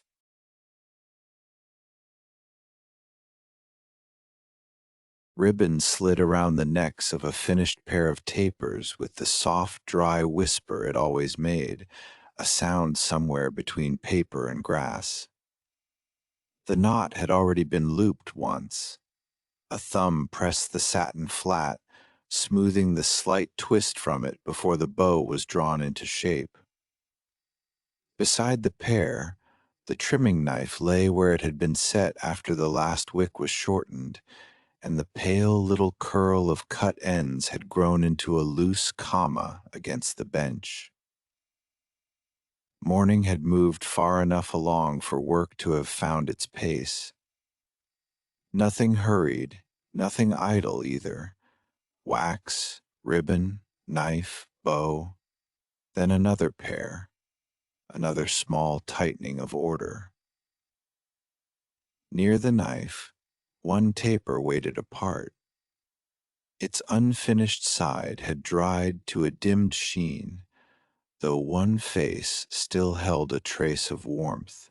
Every time a wrist passed close, that heat could be felt without touching it directly, faint as breath near a window pane. It did not belong among the tied pairs. Finished tapers lay in twos, aligned and cooled and ready to leave the bench looking as if they had always meant to be together. This one stood alone, one side just a little warmer than the room, as though it had only recently been handled and then left in the exact place where another completed pair should have rested. The moon and leaf matchbox remained open nearby instead of put away. Its lid, rubbed at the penciled mark inside, caught the light whenever the ribbon shifted. The fitted slip lay with it, small enough to seem almost temporary, yet stubborn in the way small things often are. While the next bow was tied, the remembered fragment from it moved through thought with the same quiet persistence as the motions of her hands. Test the blue one after. The line had not finished itself yesterday, and it did not finish itself now. It kept company with the rubbed 7 and the repeated TW, the way a burr keeps to wool. Not painful, only impossible to ignore. Another ribbon was measured against finger width and cut. The ends were pinched, folded beneath, then drawn around a matched set. Each strip was smoothed before the knot was made, because a pair of tapers ought to leave the bench looking deliberately arranged. That much had always seemed part of the work, even if no one else saw the pause before a bow was set straight. Color on paper could change itself by a hair's breadth if one waited long enough to see where it wanted to rest. Wax sometimes did the same. Placement said more than first glance did, if one allowed it a moment. The unfinished taper drew that moment from her again. It should have been farther down the bench with pieces still waiting their turn, or nearer the cooling place, or nowhere among the finished stock at all. Yet there it stood in the line of completed pairs, occupying a neat absence. One pair on either side had already been tied. Between them, where a twin set ought to have been, this solitary candle had been checked into the sequence as carefully as if it had answered some requirement no one had yet named. The ribbon in hand was set down, fingers, still carrying the faint roughness of satin, reached for the taper and lifted it with care. The wax yielded no more than any properly set candle would, but the retained heat along one side came through more clearly once it was held. It had not been dropped there from passing distraction. The base had stood square. The spacing around it had been right. Someone had placed it where a finished pair belonged. Her first thought was small and practical. The taper had been left because it belonged to a step in the work she had not recognized yet. Perhaps the bench had been serving some purpose besides finishing and tying. The idea did not settle anything, though it gave the wrongness a shape to examine. Turned slowly toward the window, the candle showed more. Along the warmer side, a line had been pressed into the wax before it fully set. It was no wider than a thumbnail, shallow and even, too regular to be a scrape from the bench or a careless graze from the knife. The skin of the wax had risen a little around it, the way soft ground lifts at the edge of a neat footprint. At one angle the mark almost disappeared into the pale bloom on the surface. At another it returned, and within that narrow pressed line sat two tiny letters, TW. The wax bloom softened their edges, but the initials remained readable once the taper was tipped toward the light. She held it there for a longer look, letting the letters sharpen and blur as the angle changed. They had not been written with soot or ink. They had entered the wax itself, while the surface was still yielding. The repetition from the fitted slip came at once, too exact to pass off as chance. The same pair of letters on paper and on a working taper. Not on a finished label, not on wrapping. In the wax itself. A thumb hovered near the mark without touching it. The letters were small enough that they might have been missed if the candle had gone directly into a tied pair and out with the others. Seen now, this was no stray piece interrupted halfway through trimming. A working taper was one thing. A marked working taper was another. The candle turned again in her hand. Near the base, just above the place where the wax narrowed, a second interruption crossed the smooth finish. This one was shorter, less tidy to the eye than the pressed initials. a score made while the wax still had give.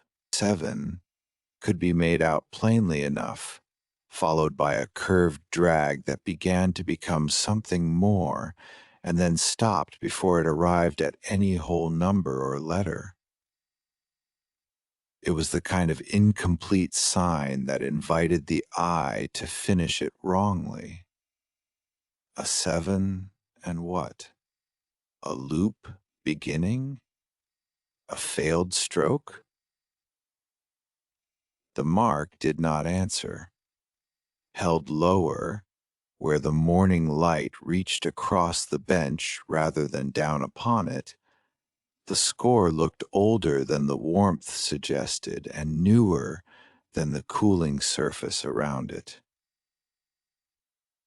That contradiction came only from the way wax remembered pressure. A line made too early would sink and soften. A line made too late would scratch and flake. This one sat between those states, pressed in while the candle was still taking its final shape. The rubbed notation inside the moon and leaf matchbox lid rose in memory with unwelcome neatness. The penciled 7 there had already seemed like a fragment cut from a larger thought. Here was the same fragment transferred into wax, or echoed by it, or somehow answering to it. She set the candle down for a moment, then brought the matchbox nearer and looked from one mark to the other. They did not grow any clearer. Yet side by side in thought, they no longer looked like unrelated scraps left behind by different hands in different moods. They seemed to belong to the same working system, whatever that system had been. The unfinished taper remained in hand as the bench quieted around it. Ribbon waited where it had been cut. The trimming knife caught one narrow silver line of daylight. The pale wick ends beside it had not moved. It took very little for ordinary work to become something else, only one object found in a place where it should not be, and a pair of initials too deliberate to ignore. Cold morning air entered before Rowan did, carrying the faint metallic scent that came when the day had not fully warmed the hinges and latches. A folded polishing cloth rested over one hand, and in the other he carried a small packet from the last chime. Even before he spoke, the habit of setting things squarely down announced him. The packet met the bench edge parallel to it, not skewed. The cloth was folded once more and placed on top. Only then did his attention shift to the candle held apart from the finished pairs. "What has found its way into the wrong line?" he asked. The taper was offered across the bench instead of answered at length. He took it with the measured fingers he might have given to some delicate part that ought to align and did not. No quick turning, no careless squeeze. The candle rolled slowly between thumb and forefinger while his gaze followed the pressed line, the letters within it, the score near the base. Curiosity brought him close enough to look. Regularity kept him there. "That is no handling mark," he said after a moment. "No." The bench between them still held its interrupted order. One finished pair to the left, one to the right, and the gap this taper had occupied. He glanced there and then back to the candle, as if the placement itself deserved equal notice with the marks. It stood in the space of a completed pair? Exactly there. He turned it once more. bringing the warmer side against the back of his fingers, and his brows shifted only slightly, still holding heat. A dropped candle might be misplaced. A marked candle with one side still warm had been part of an action. The perilous place in the ribbon line was checked before anything else, because the bench remembered sequence even when people did not. One tied pair stood on the left, bow facing outward. Another stood on the right, ribbon ends trimmed to match. The open space between them was just wide enough for one more set to have rested there before being gathered and set aside. Instead, the unfinished taper had occupied the gap alone. Looking at the arrangement from above made the substitution clearer than any explanation. It had not simply been left near the work. It had taken the place of something expected. A fresh pair was not brought in to fill the opening. The absence itself was useful. Rowan leaned slightly over the bench, following the line of objects rather than touching them, his eye moving with the practical care of someone used to noticing whether repeated parts belonged to a sequence or interrupted one. If it had been set down in passing, he said, it would have landed where there was room. This was given a place. The candle was tested against its neighbors for warmth. One finished taper from the left pair was lifted, then one from the right. Both were cool from top to base, carrying only the room's own temperature. The unfinished one answered differently. Heat remained along one side and not evenly through the whole body. Her palm found it at once, now that she was looking for it. The warmth followed the face with the pressed marks, running in a narrow band where the line and initials lay, while the opposite side had already gone nearly cool.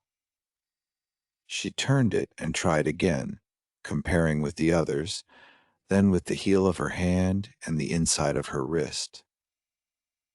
The distinction held. Someone had held or worked that marked side longer than the rest. Heat had entered there by contact or by some brief use, and then the candle had been lowered into the line before it could lose that trace. Here, she said, guiding his hand to the same face. He tested it without comment, then nodded. Local, not general. A candle warm all over might have come from near a stove or from recent pouring.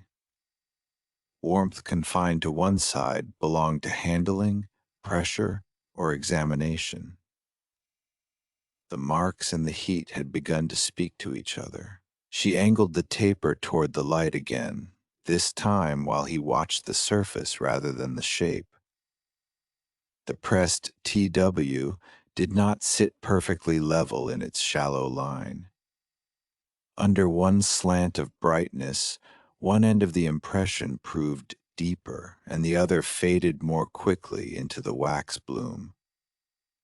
"Do you see that?" she asked. He took the candle back and held it lower, then higher, making the letters appear and soften in turn. The room offered no dramatic answer, only the patient honesty of changed light. "Yes," he said. The tool entered unevenly. The phrase fit what the eye had been trying to understand. One side of the impression had bitten farther in. The opposite side had been lighter, as if the implement carrying those letters had touched down with a slight tilt and then been lifted away carefully before dragging. He traced the air above the mark with one finger, not touching the wax. Still, the pressure through the letters is consistent. This was not guessed by hand with a point. The same thing has made this more than once. What in ordinary work would carry initials into wax? That question stayed between them while the candle turned again. A fingernail might scratch. A knife tip might score. Neither would produce such neat repetition. The letters looked transferred, impressed by some small tool or edge made for that purpose, or borrowed into that purpose. The shallowness at one end did not make the mark accidental. It made it careful. The moon and leaf matchbox was brought close beside the taper. Open lid to scored base, penciled fragment to pressed fragment. Her eyes moved from the rubbed 7 inside the lid to the short score near the candle's narrowing foot. Neither mark surrendered any missing stroke. The pencil remained rubbed. The wax remained incomplete, yet proximity altered them.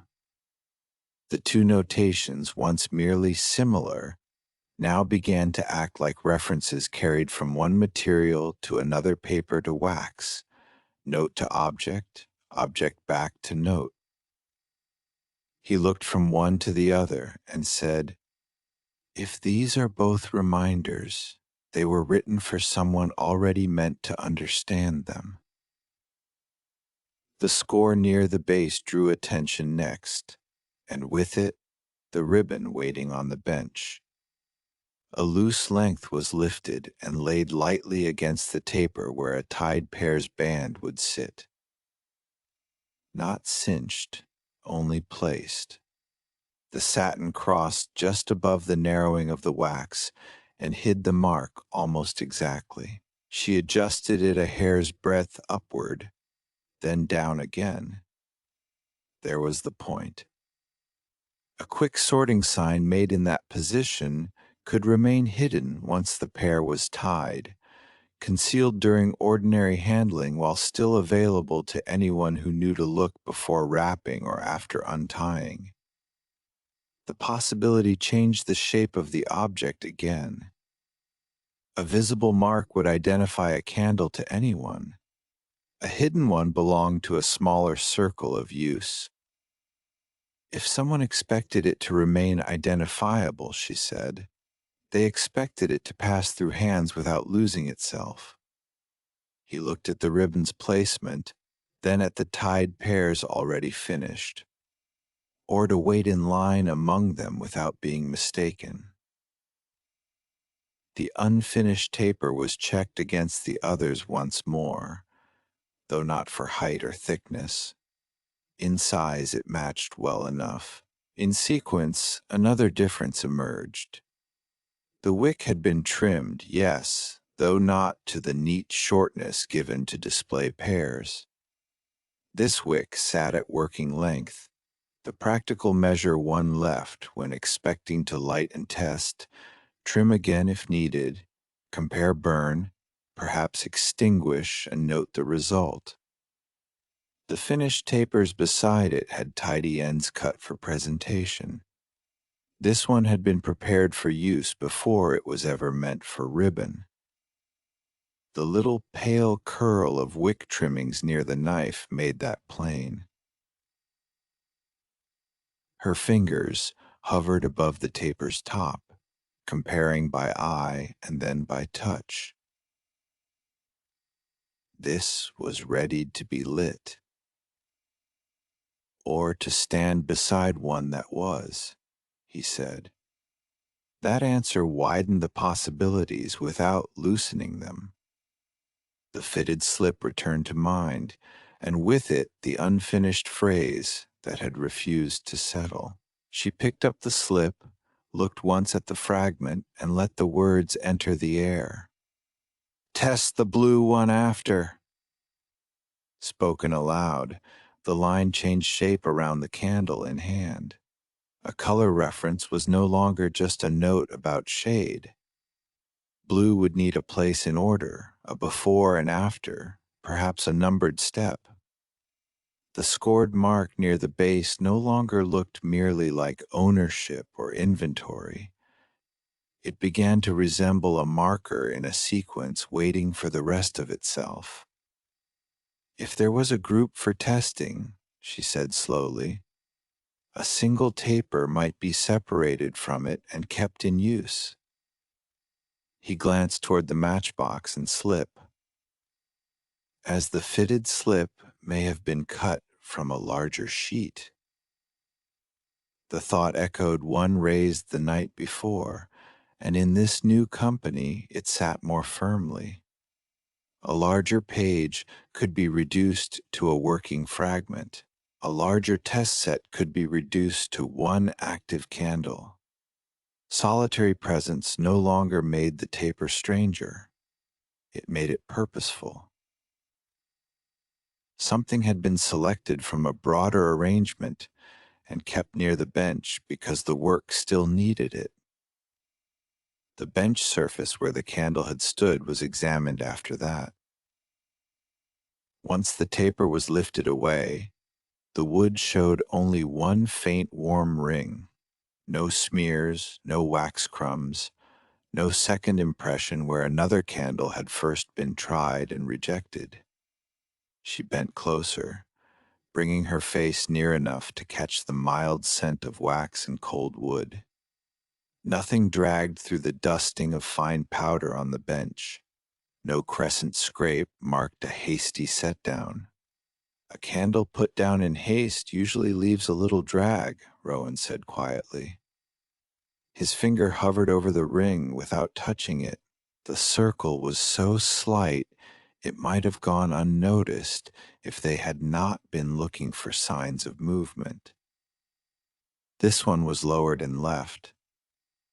A finished pair still waited half-ribboned where the interruption had begun. Her hands returned to it briefly, because ordinary tasks had a way of clarifying thought when left to continue. The bow was tied, flattened, and set straight. The pair was placed aside with the others. Yet the unfinished taper did not go back into the line. It remained apart, near the matchbox and the slip, while the finished stock resumed its own order without it. For a little while the two of them worked and looked in turns, the bench carrying both kinds of attention. He adjusted the packet from the last chime so it would not rest too near the knife. The folded polishing cloth stayed under his hand when he leaned. She retied one ribbon, whose bow had slipped askew, and then compared the hidden position of that ribbon with the scored mark on the unfinished taper once more, confirming the exactness of it. Nothing changed by much, yet each reseeing narrowed the field. The repeated initials on paper and wax had begun to answer one question at least. The unfinished taper belonged where it had been found only if the bench had been serving as a working checkpoint rather than a simple finishing space. A candle in active comparison might stand in line among finished pairs if that line had become, for a time, part sorting rail and part reminder. The marks made sense there in a way they would not on a shelf or in storage. What 7 named remained open. It might refer to the later blue mentioned in the slip. It might indicate the step after that color. It might belong to some larger arrangement whose rest had gone elsewhere. The curve trailing after the dash offered no kindness. It refused completion. He turned the taper once more, then looked up. You are not waiting to continue this only when Nora returns to color. The observation carried no push in it, only recognition. No, she said. You have already seen things I would have looked past. A slight crease appeared at one corner of the polishing cloth where his fingers folded it. Pressure, sequence, deliberate placement, those had become his contributions without any need to claim them. The circle of the problem had widened by one person almost without notice, simply because the bench had shown that another eye was useful here. The unfinished taper was set down beside the moon and leaf matchbox. The fitted slip was placed near them, not tucked away. Wax mark, penciled lid notation, clipped paper fragment, three small things gathered into one cluster. Seen together, they argued for each other. That grouping turned thought from the bench toward the desk. There, the scent ledger waited with its own habits of order, the crossing through of lines no longer active, the keeping and unkeeping of entries. If a candle had served as a test marker, then a cross-through line might show what step had been abandoned, replaced, or hidden under some ordinary notation. The idea arrived so plainly that her hand had already begun to clear a place before the thought was fully spoken. The ledger, she said. He followed the direction of her glance at once.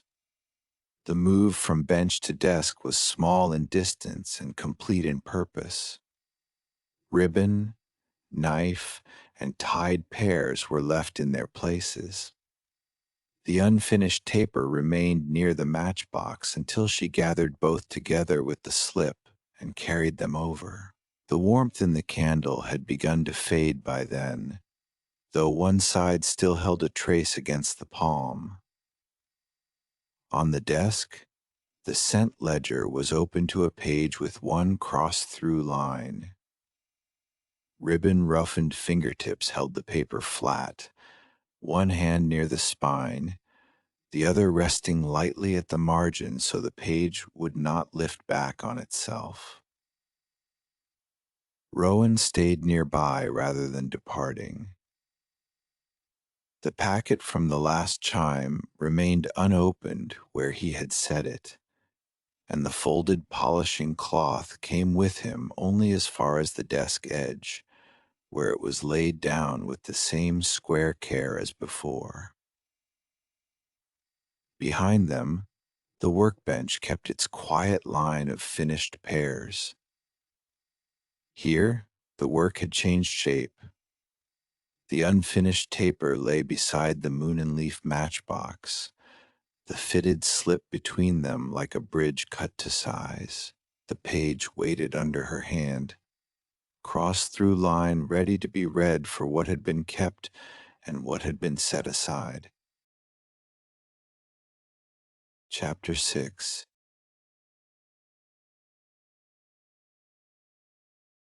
The row of finished tapers had already taken on the low, even glow that came when daylight had thinned, and the room had begun to rely on what it could keep for itself. Along each wax shoulder, the last of the pale light settled differently.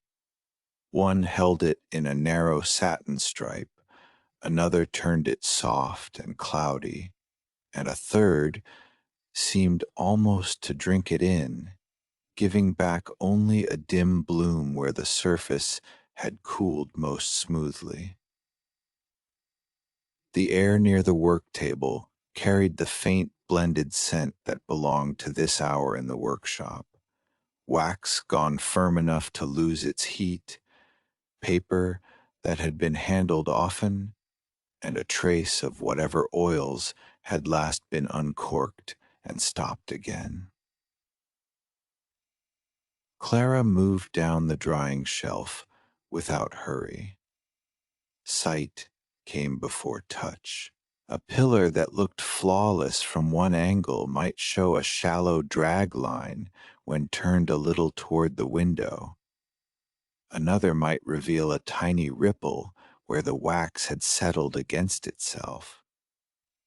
Her hand followed her eyes only after that, fingertip passing so lightly along the side that it barely seemed to press at all. The wax answered in its own small ways: smoothness, a minute roughness, a spot cooler than the rest. Each piece was given its chance under the same patient measure.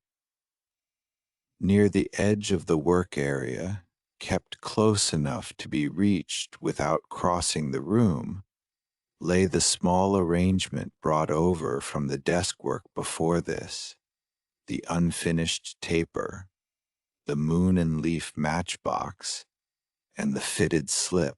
They had been sorted into tidy little groups rather than stacked, each one visible, each one easy to compare to the others if a thought returned. It did return. Her gaze kept straying there between pillars, drawn by the unanswered bits that had followed her into the evening's work. TW, the broken 7, the hidden score near the unfinished taper's base. They rested where she had left them, quiet as folded hands, yet they altered the rhythm simply by being near. At the end of each inspection, a small pause had become part of the task.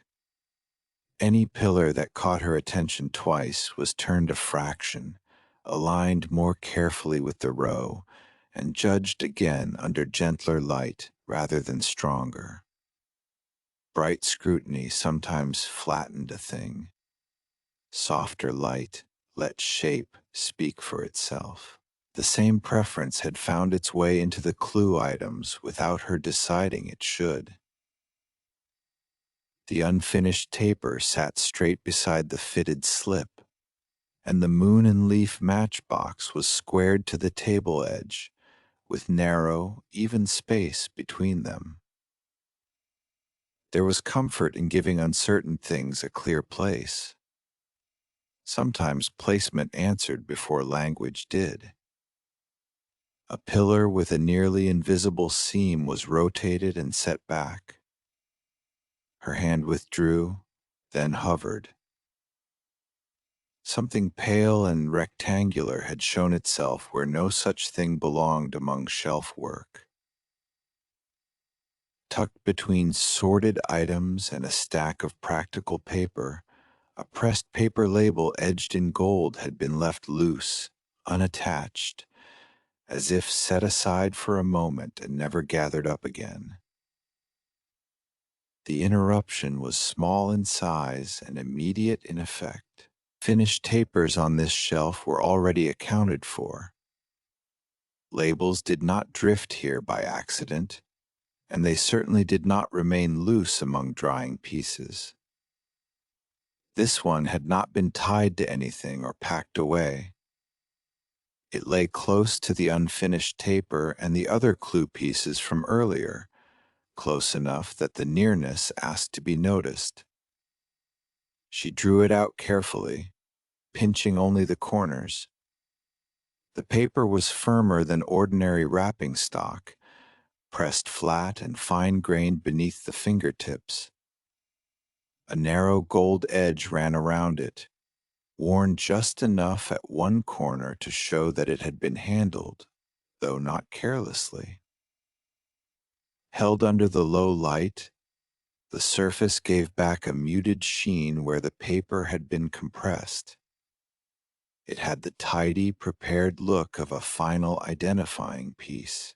That only sharpened the oddness of finding it here with no candle attached. Writing covered part of the face in lines meant to identify a candle cleanly.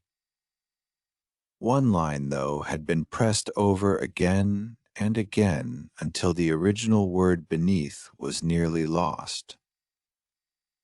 The marks were not wild. They had been made with deliberate pressure, the pen returning over the same place enough times to bury what had first been written there. She tilted the label toward the window, then toward the shelf light, changing the angle until the indented strokes caught. Beneath the overwrite, a tail of a mark still remained. One slant and turn that could belong to TW or to the beginning of something longer.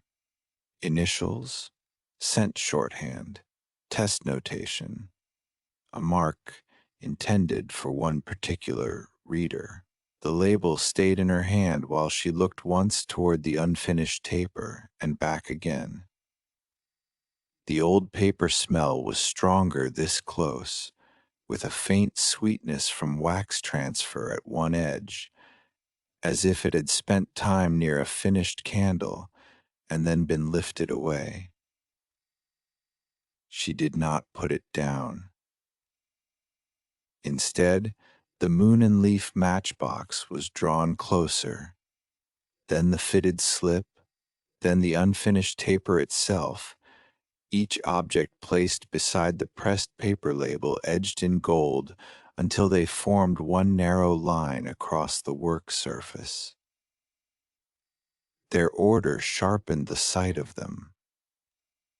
The little box with its printed moon and leaves, the slip cut to fit close around something made to be held, the taper unfinished enough to show what later dressing might hide, the loose label that should have belonged elsewhere. Looking from one piece to the next, it became difficult to believe they had found their way together by chance.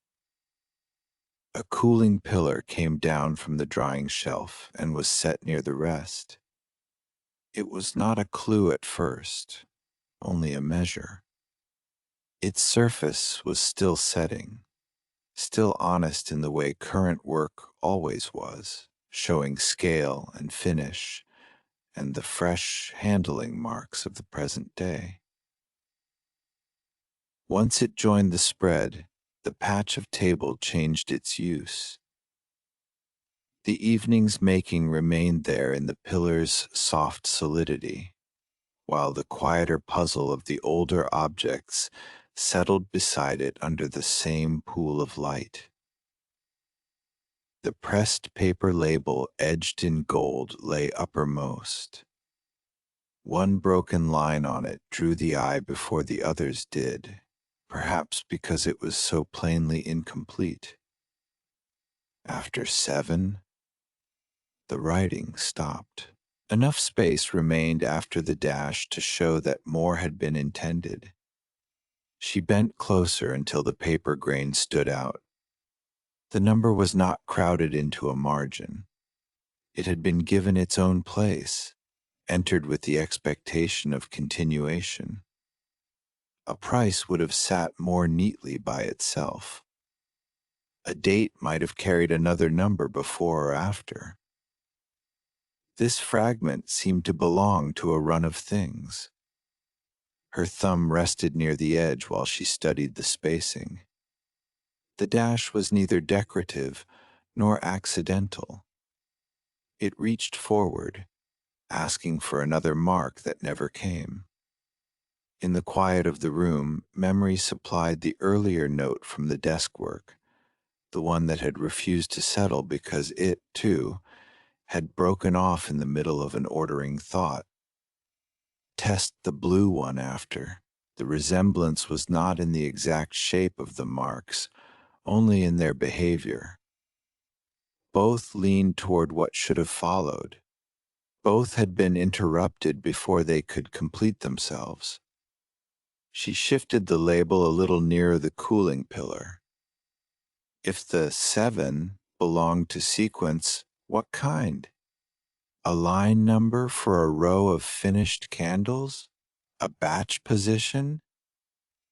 Placement instructions for sorting after cooling? The pillar gave her scale to judge by. She held the label beside it, imagining where such a mark would matter if this paper had moved with a candle through the room. The size of the writing fit a working notation better than a customer-facing one. It was large enough to be read quickly by the person handling it, small enough not to claim the whole label. The spacing looked practical, something entered in passing because it mattered. The thought did not settle into certainty. It widened instead. If a numbered run existed, where had this candle stood in it? Had 7 meant seventh in sequence, with another figure to follow? Seventh test, seventh row, seventh placement? The unfinished line kept all those possibilities open.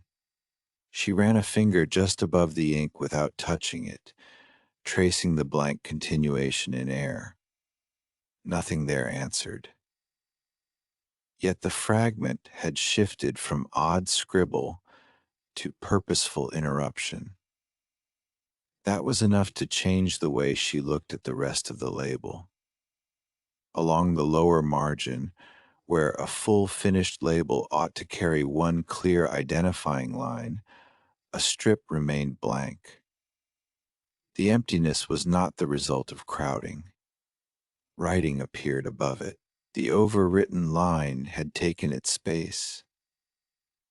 The broken number had taken its own. The smaller cent note had been tucked elsewhere.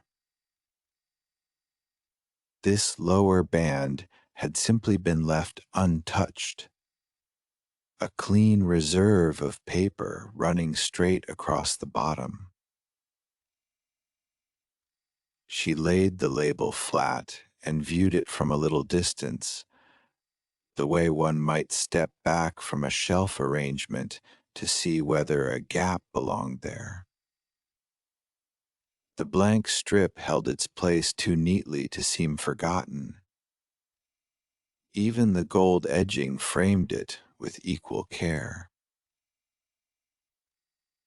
If this had been a defective label or an abandoned draft, the blankness might have wandered or looked incidental. It did not. It waited. Her hand moved to the unfinished taper almost without thought.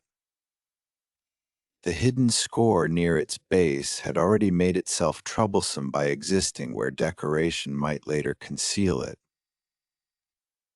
With the taper resting in her palm, she turned it slowly, feeling the slight irregularity near the lower portion before the eye found it.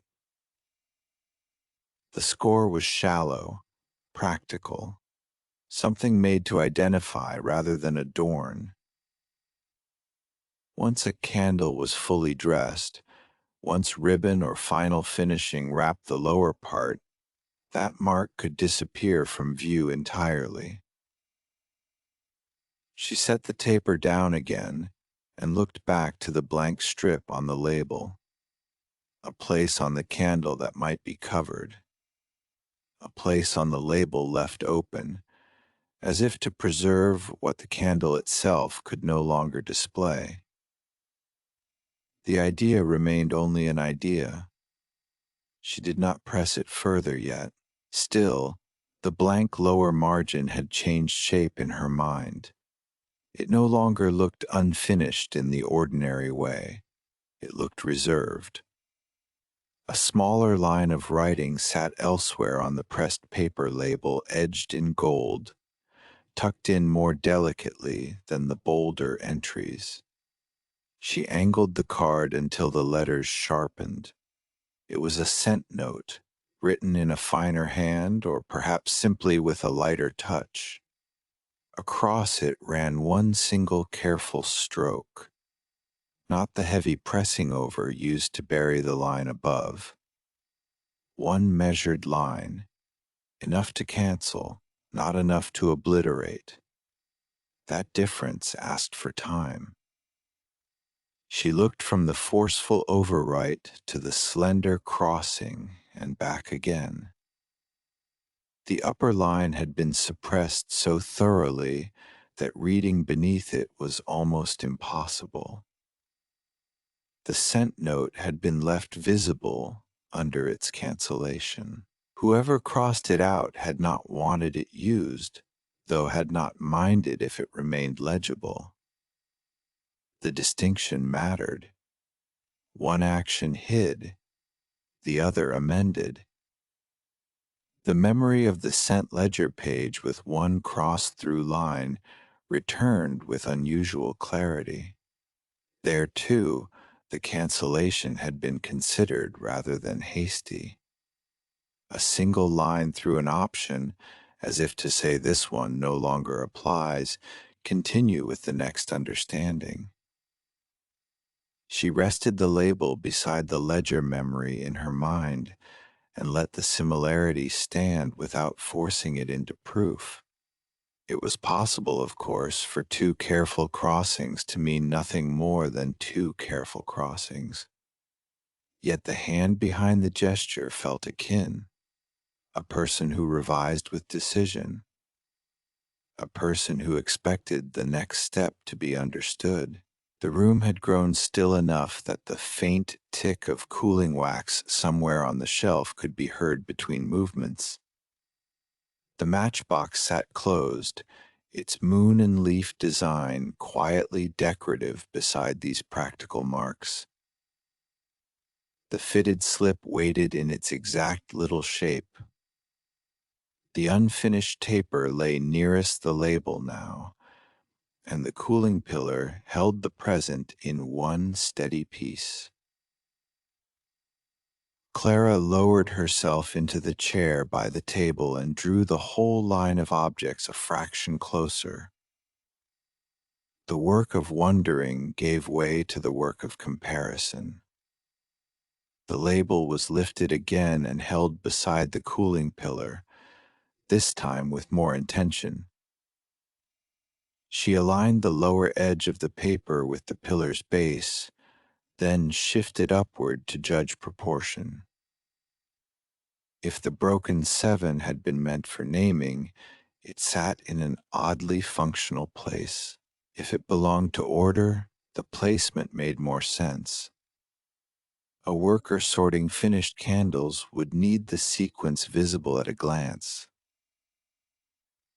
A decorative title would have been centered, balanced, made more handsome. This notation lived where a hand could find it quickly. She turned the pillar a little and imagined a row of finished pieces, each one similar in height and finish, each one requiring some method of distinction during testing or sorting.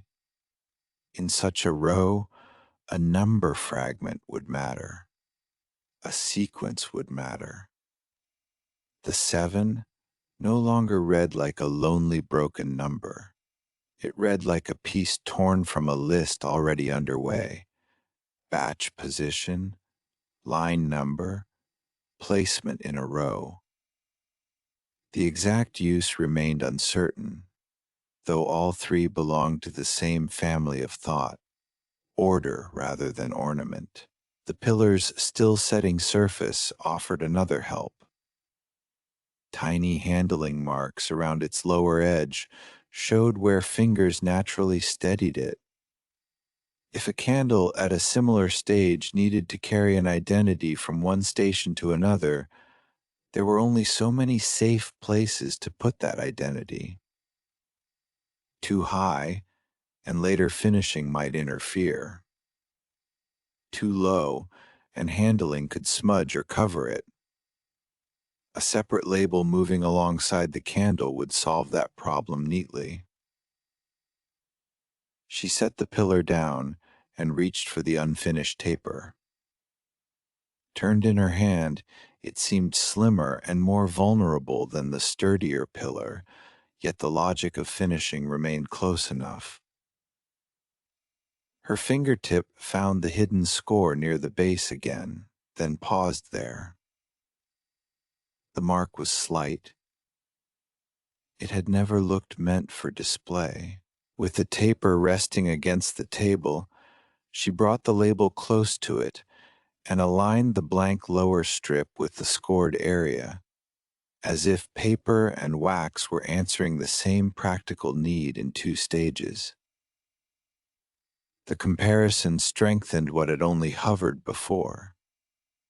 If ribbon or final dressing later covered the base, the score would vanish under perfectly ordinary finishing work. A separate label would preserve the identifying mark once the candle joined finished stock. The blank lower strip, left untouched while other parts of the label were used, would then serve as the visible stand-in for what the wax itself could no longer show. She did not need to prove the exact wording that might have gone there to recognize the usefulness of the arrangement. Hidden mark below. Reserved line above. One identity carried from making into display. Its score no longer seemed secretive in a dramatic sense. It seemed workshop practical, the kind of mark made because materials change as they move through stages. The fitted slip came next. She set it flush against the edge of the label and adjusted both until their corners met. Their proportions answered one another at once. Neither had been cut lavishly. The paper used just enough width and no more. The fit suggested economy of space and repeat handling, pieces designed to sit close to finished work without snagging or bulking. She slid the slip alongside the taper, then back beside the label, studying the narrow margins each allowed. There was a system in such cutting, not grand, not ceremonial, simply practiced. Something meant to move with candles through making, sorting, and final placement. Her hands sorted the objects into likely stages as she thought. Unfinished taper nearest the beginning, fitted slip beside it as a handling piece, pressed paper label edged in gold nearer a later stage, cooling pillar kept apart as the present-day comparison piece. The arrangement clarified the table. The label ceased to look like a stray bit of packaging. It began to read as a working tag from an in-between moment, too polished to be purely private, too marked up to be final. The moon and leaf matchbox remained the least cooperative object. She drew it nearer and set it beside the label, opening and closing it softly, while she checked for any repeated symbol, wording, or mark that might link the two. The little slide made a dry paper sound. The printed moon and leaves stayed themselves, decorative and self-contained. No matching initials appeared. No numbering echoed the 7. No hidden notation showed along the inner tray. She turned it over, then back. The lack mattered. In a puzzle made of small correspondences, one object refusing to correspond had its own value. It separated the matchbox from the numbering system. It made the box feel more like something carried along with the unfinished taper than part of the same notation. She left it slightly open for a moment, then closed it and placed it a little apart from the label. The distance was modest, though deliberate. The crossed cent note called her back. She bent over the label again, reading that smaller writing against the memory of the cent ledger page with one crossed through line. The likeness between the two was not exact enough to claim a single hand with confidence, yet the manner of cancellation remained too close to dismiss. In both cases, the line through the entry had purpose and restraint. No anger, no mess. An option considered and then set aside. The replacement, whatever it had been, was expected to be understood without explanation. She spoke softly into the room, not to fill it, only to hear the idea in air. That wasn't ruined, it was changed. The words settled among the objects and made the distinction easier to hold. The candle itself had not been rejected. One cent note had been replaced, one line in a ledger redirected, one step in a process altered, while the rest continued. That cast the overwritten line above in a slightly different light as well. Perhaps that heavier cancellation had concealed a term no longer useful once the candle moved to another stage. Perhaps the lighter crossing belonged to a revision made after more thought. Different kinds of correction for different kinds of information. Her thumb brushed the gold edge of the label and stopped at the worn corner. Handling wear there suggested repeated use, perhaps lifting and replacing, perhaps checking and rechecking, while a candle moved through a sequence of tests. The idea of sequence returned and would not leave. The unfinished 7 was tested mentally against the remembered phrase about the blue one. Neither fragment stood complete. Both pointed forward. Both implied order. She looked at the cooling pillar, then at the line of clue items, and imagined candles progressing through a numbered run, one to be tested after another, one note depending on the result of the last.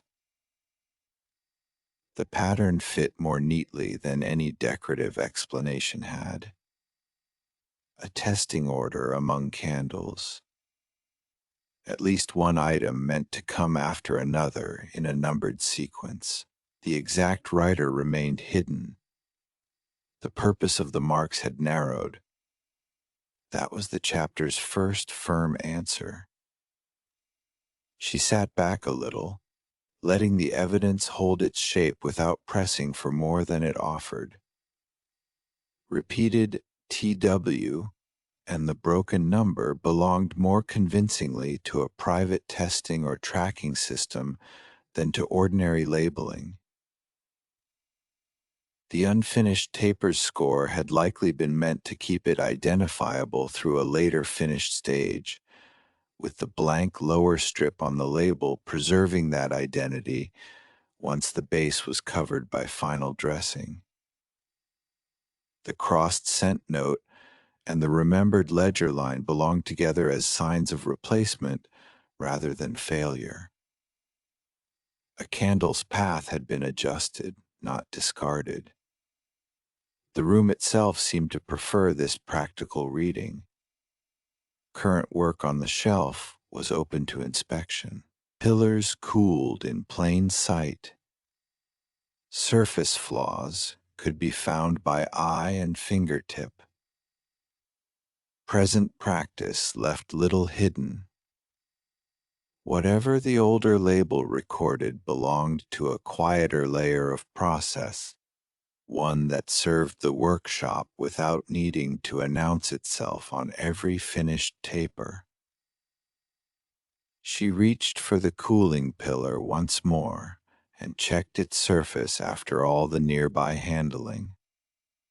The wax remained unblemished. A faint highlight moved over it as she turned it, showing no new mark, no accidental dent from having been brought into the circle of clue work.